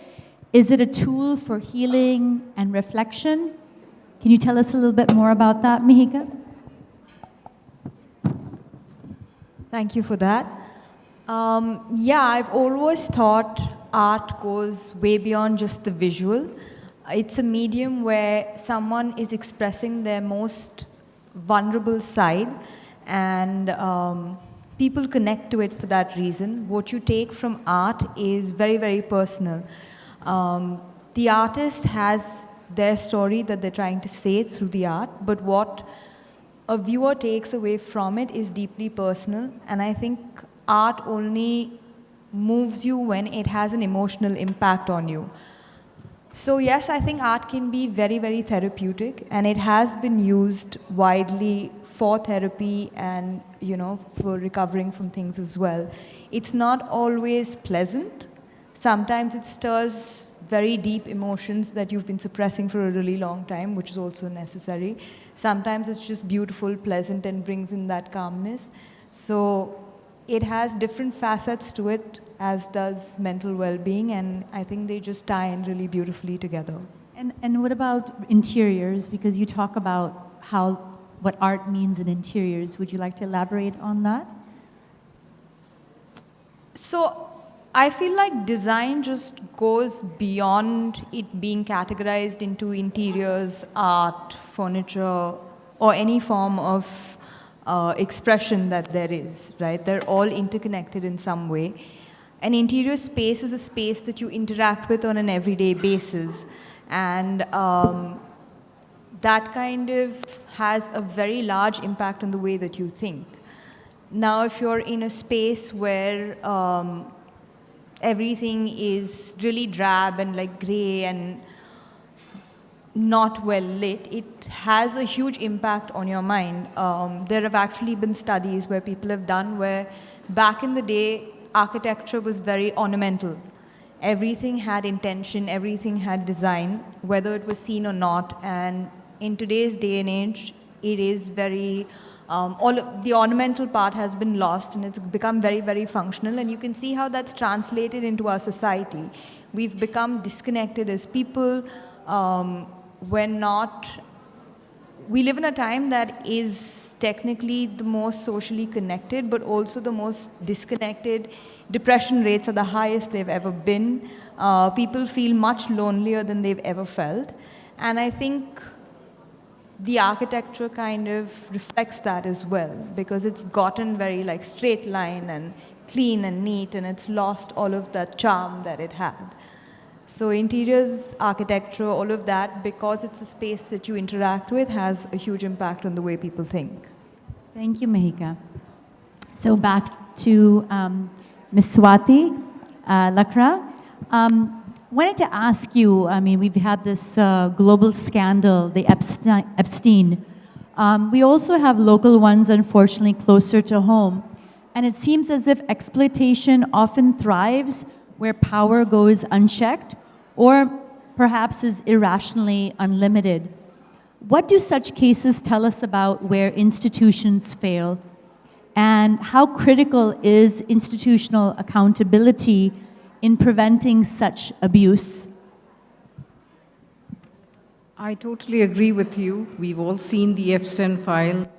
Closer home, we've seen Me Too movement and all that. What happens is when a person, when the accused is powerful, is wealthy, and they think they can get away with anything, and the hierarchy which is there, it sort of feels as if once they go higher in the hierarchy, they feel that they cannot be questioned, and that is where even the institutions then they confuse between the hierarchy and immunity. So when the person is higher on the hierarchy, even the victim, she also starts feeling that intimidated, and she feels that if she complains, she will not be heard. Her character will be assassinated, and all these things happen. So, and coming to, whether the institutions are accountable, definitely they have to be accountable, because one thing is, if they are accountable, it acts as a deterrence, not only for the accused, but also for the future offenders. Ms. Swati, sorry to interrupt you. Can I ask you in the same breath, basically, like, are there still invisible barriers to women's safety that don't show up in FIR reports or crime data, but they still affect daily life for women? Of course. In fact, that is precisely why the SHE teams were also made, And these barriers, basically, I would say they're because of two things. One is the social conditioning that our girls are in, and also the systemic gaps, some of the systems, even in the police department for that matter. So as far as social conditioning is concerned, we are always told when we are children that don't talk about it, ignore it, it's better because, it will not happen. And even the girl, when she feels like complaining, she feels that it's very long drawn and it is time consuming. Do you feel that there's still a failure of courage on behalf of girls and women? Or is it kind of a reflection of the acceptability of the unacceptable? What do you think? I don't think, women lack courage, because now we're seeing, women where in the home sector or in the workplace. Do you feel that it's changed over the years? Has it improved? I feel that in the urban sector, it has improved. But in the rural sector, we still have to go a long way. Okay, thank you so much, Ms. Swati. Back to Ms. Mahima. In one of your interviews, we see you speaking about competence, and you're saying, quote, "Don't expect the world to make accommodations because you're a woman," end quote. Now, this is a statement that is bold, empowering, and setting the tone for women across all fields. We're an organization for women. I would love for you to add further to this thought for all the women present here. Sure. So first of all, let me give you some context, and sorry for stating the obvious, right? I'm the CEO of a biologics pharmaceutical company, and a lot of I happen to be a woman. A lot of my peers in the industry are men, mostly, actually. But I would say the role itself is gender agnostic. And you would agree that whether you're a chef or a CEO, the role itself is gender agnostic most of the times, except for mom and dad, and even that should change. But that being said, if you even look at markets, they don't reward you differently. Accountability is shaped differently based on, which gender you're from. So it's important to recognize that that's the state of things, and that's frankly how they ought to be, right? Having said all of this, I should also concede that there are a lot of structural constraints with women being able to participate, right? That's where you have governments shaping policy and you have organizations shaping policy. For example, where now it's mandated for women to be on the board of a company, right? And that's super critical. And I think having a seat at the table just makes business sense. But to view it as having to accommodate women is frankly a little bit insulting, to say the least, right? So that's really the context from which I spoke, yeah. Thank you, Mahima. Next, back to Ms. Sapna Dutt. We often talk about women in cinema as one group, but there are writers, there's directors, producers, technicians, and they all face very different realities, right, from one another. Where do you think in your field progress has been the fastest, and where do you feel that it's painfully slow for women? Oh, I think there has been incredible progress in the last 5 years. I think cinema is no more a taboo for women. Back in the day, it used to be really restricted for dance choreography or costumes and stuff like that. Now there's been a gradual progress. The good part is that we see them technically sound also. We have editors, we have sound mixers, we have directors, now we have lots of assistant directors or aspiring directors. And the other day, I actually met an action choreographer who's a woman, and she was doing an incredible job kicking out people. I think it's great progress that they were making right there. But yeah, we're still behind. We're yet to get there. Households, there's still households who don't believe in that cinema is a very serious career. I think we are a very organized business structure. So I think people need to take it more seriously. Great. And one follow-up question is that we're curious to know what gives you the confidence to back emotionally rich stories, in a space where, there's commercially driven industry, right? But you've done something, you've had the creative courage, let's call it. Just curious to know, is that creative courage something that you build over time, or it's something that you either have or you don't, in terms of what you've done with your films, like Mahanti and Sitaramam? Wow, actually those are the difficult films to make. In fact, a Kalki is an easier film to make because it's very commercially viable. And so that creative courage, is it something that's built over time, or you just either have it or you don't? 100% built over time. I think we started making that kind of cinema when we were not afraid anymore to fail. We were like, it's okay, we'll see. If we have to really fail telling a great story, let's do it. So I think that's kind of turned our tables around. And yeah, I mean, again, the very idea of making a cinema for us is not commercial, not an art film, or not a women front film. It's like, wow, I love this story, and this is something that has to be told. And if we can do a little contribution of making it, we should make it. Thank you. Thank you so much. So back to Dr. Manjula. The P word is very prevalent nowadays. I don't know if it was as prevalent before. A P word in meaning perimenopause. And a lot of women have experienced this without really recognizing it. As a doctor, what are the early signs that you wish more women understood? It's something that's probably going to affect most of the, most women, or if they haven't gone through it already, or going through it now, or will go through it. Yeah, it's a very pertinent question to today's time, because we are seeing more and more premature menopauses. We are seeing very young age girls going into perimenopause and menopause. About 2 to 10 years, 8 years before actual menopause, women start getting these symptoms. That is what we call it as climacteric or perimenopause. The first thing will be the irregular cycles.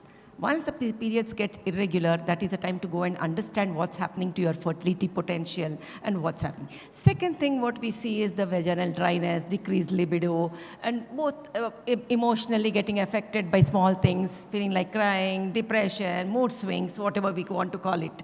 And then we also have this hot flushes, sweats and all. So we should stop ignoring those things, because in today's time everything has a solution. Need not be hormonal, it can be non-hormonal. We have so many things, lifestyle changes which we can make and which can make our life very comfortable in today's time. So I feel that instead of ignoring, please go and start taking the treatments, and lot of cosmetic and regenerating medicine has come now. So what we look at the face and start doing lasers and everything to look young and pretty, I think we should also look at internal part of our body and try to make it feel young, look young, and because 1/3 of our life we are going to spend in the menopause.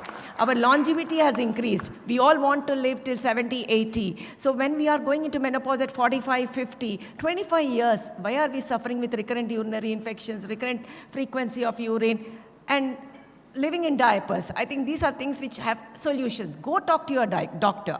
There is solution.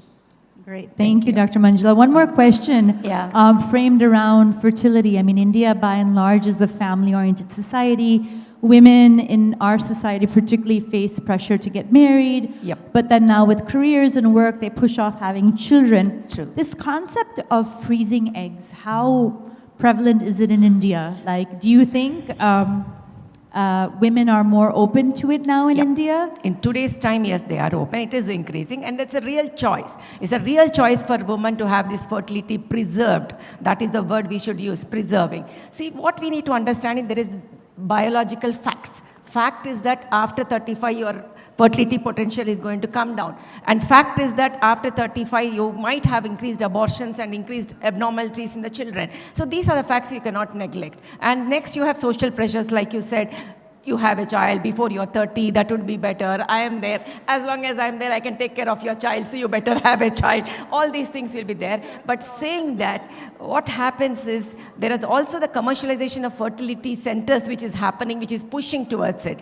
But what I say, there is another angle to it. I am not financially stable, so I don't want to have a child. This is something which we are hearing. So what I would say to all these young girls is that even today we don't feel we are stable.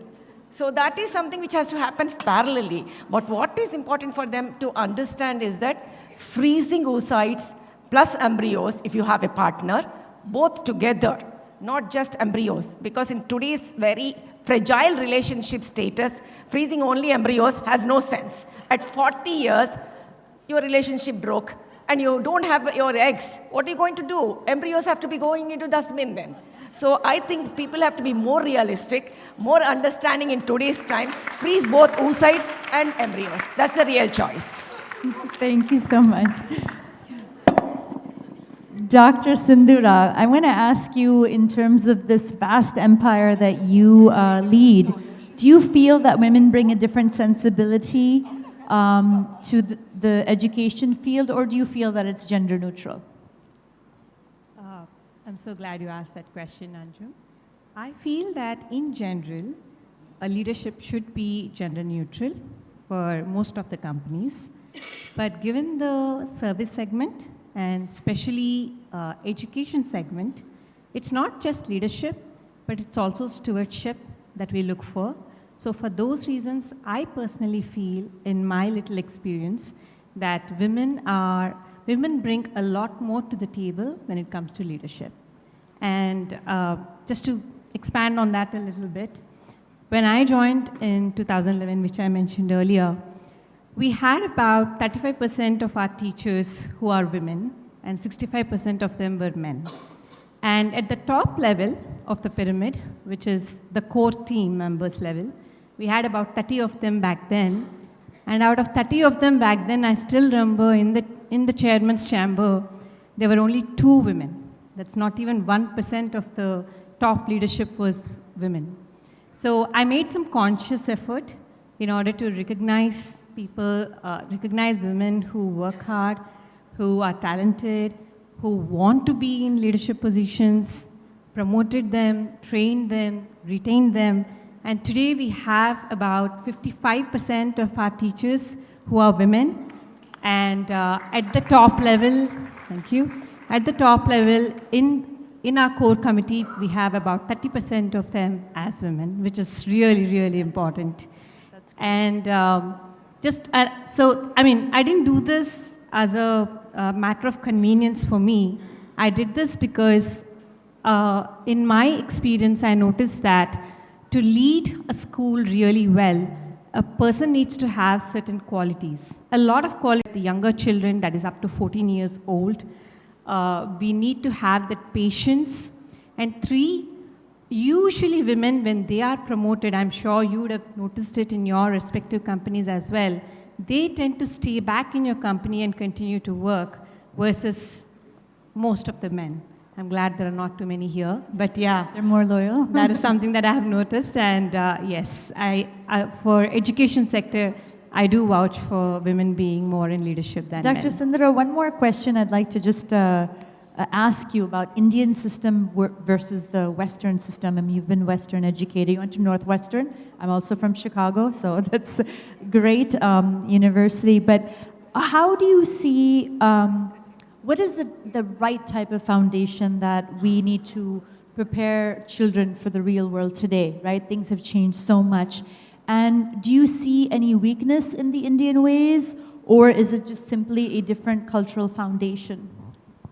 So this is a huge debate that goes on across different forums, right? So many a times Indian education system is blamed for not producing enough number of leaders till recently. But the way I read it is, back in the years, we were still an underdeveloped nation or a developing nation. And at that point in time, what we really needed was the rigor and the discipline so that we can produce intellectuals in real volumes. Intellectuals in real volumes who could go and conquer the world. And we did make that happen. It's because of that system that we had an Indra Nui. It's because of that system we had a Sundar Pichai or a Satya Nadella and so on and henceforth. But now things have changed. India has changed. It's in the top 5 economies of the world. So naturally, the CBSE or NCRT, the government education system itself is changing. It is introducing Western parts in different ways into its own curriculum, the NEP. If you notice it closely, it is including the competency-based learning. It is encouraging inquiry-based learning at early ages. It is also including vocational training. It is including skill-based learning. So, and also, I see that parents are also more open to joining in, foreign-based curricula like Cambridge or American curriculum or IB, and so on and henceforth. And thank you, Dr. Sundara. Thank you so much for that. Jayanti, I wanted to ask you, at what point did you realize that building a fashion label also meant becoming a business leader? And considering that the two are very far apart in terms of required skill sets, how did you navigate that? I think I realized fairly quickly into starting my career that building a brand is not just about design. It comes with a lot of responsibility. Design is definitely the starting point of building that brand, but the day, I think for me at least, the day and the moment I started employing people, working with artisans, dealing with weavers in different places, making financial commitments and doing all these kind of things, I think that's when I realized that design is just a small part of it and there's a lot more responsibility that comes along with it. Being creative, I think, definitely gives the brand its identity, but I think when you look at it from a business aspect and when you're able to run it as a proper business, that's something that can actually stabilize the brand and keep it going for many more years. I remember once my mom's grandmom, my great-grandmother once came home and she told my mom very carefully, she said, you know, Jayanti, in Telugu she had said, Jayanti got such a high GPA, why did she decide to become a tailor? So I think, in college I got a business degree, so I'm really glad I'm able to use a lot of that in building a brand. So, Great, thank you so much. Mahika, In terms of, I know you take a great passion about mental well-being, but today women particularly, I feel, have been challenged like never before. Do you feel that this is because of an increased awareness and acknowledgement of mental health now? We're much more aware of that because of social media. Or do you think that this is a byproduct of increased social pressures now for women and changing societal norms? What do you think it is? I think it's a bit of both. Women have always been great at juggling multiple roles, right? They've always been multitaskers, whether they worked or didn't work. They ran houses, they're responsible for their family. It is akin to running a business in a lot of ways, just one that you never go home from because you live there. And I think in today's day and age, the pressure with social media has increased a lot more, where aside from all the hats that you wear, you also have the pressure to look a certain way, to turn out, be socially relevant, be successful in your career, raise your kids a certain way. Schools have become a lot more taxing on parents than they ever were, and look like you're doing it effortlessly, which I feel like does put a lot of pressure on people to sort of have it all together. And social media paints this very incorrect image that everyone has it together and I'm the only one sort of slacking or lacking. Speaking of that, marriage into a very public world and being under the public eye can sometimes blur your personal identity. We'd love for you to share with the audience, how did you manage to come into your own and create a unique identity for yourself that's powerful yet strongly connected to who you are as a person? I think the public identity changes more how other people see you. It doesn't really have much to do with who you are as a person. The person who you are is just who you are. And as long as you're true to that, and you keep showing up authentically and you have your morals, your values, your ideas in place, eventually that's what comes through. Sure, it gives you a platform and it gets you to where you are, but if you don't have substance, then it dies pretty quickly. Great, thank you, Mihika.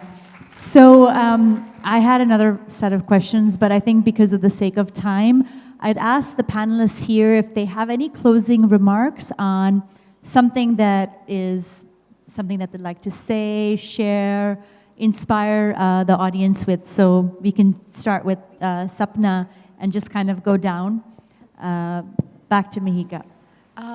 It's actually incredible to be in a room of such accomplished women who really, trying to kind of empower other women. I mean, it's such a nice evening to be with each one of you all. I feel what we are doing is very less compared to what you all doing, and it's incredible. And thank you for giving me this opportunity.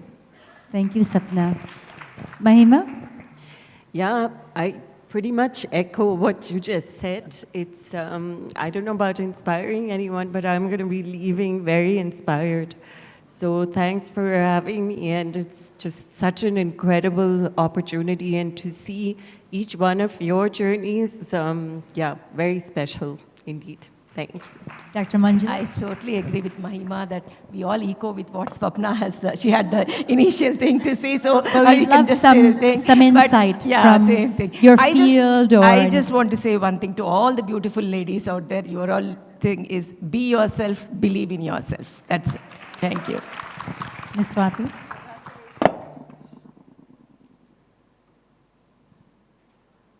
So congratulations everyone on your 20th anniversary of YFlow. And I feel a part of YFlow Flow myself because I've been associated with Ficci for a very, very long time. And all the people here, many of you I recognize, so I feel very much at home in this place. So thank you for having me here. Thank you so much. Yes, Dr. Sindhura. Thank you so much for having me here on the glorious 20 years of celebration of Ficci Flow. It's been really wonderful. I would like to close my chat by quoting Michelle Obama's famous quote where she says, for a woman especially, do not think that you can't have it all. You can have it all, but not at the same time. So I think with that, that's a good reminder. And sometimes we put pressure on ourselves to have it all at the same time, right? It's Jayanti. I think Swapna has already said what all of us wanted to say, so I'm not going to repeat it. But thank you for having me, Pallavi, Anjum. It's truly been an honor to be here today. Thank you, Jayanti. Mahika? I think we all echo the same emotion. What I find wonderful is that after 20 years, every person here still has the zest and the passion that you could see in the pictures from day one. I met someone who is a doctor here, and she said how she doesn't have time for anything, but if it is a Ficci event, she makes sure to block her calendar and to show up. So I feel like that just talks volumes about the organization and how amazing it is for everyone that's part of it. Thank you, dear panelists. Thank you so much for joining us, and thank you for staying with us this evening. Over to Pallavi. May I request the panelists please to come ahead for a group photograph. This segment sets in motion the vision for the incoming leaders in the next 20 years of YFlow Hyderabad. I invite the panel with Ms. Swapna Dutt, Ms. Mahima Datla, Dr. Manjula, Ms. Swati Lakra, Dr. Sindura, Ms. Jayanti Reddy, and Ms. Mihika Daggubati, moderated by Ms. Anjum Khan today. We present to you the next 20 years of YFlow Hyderabad.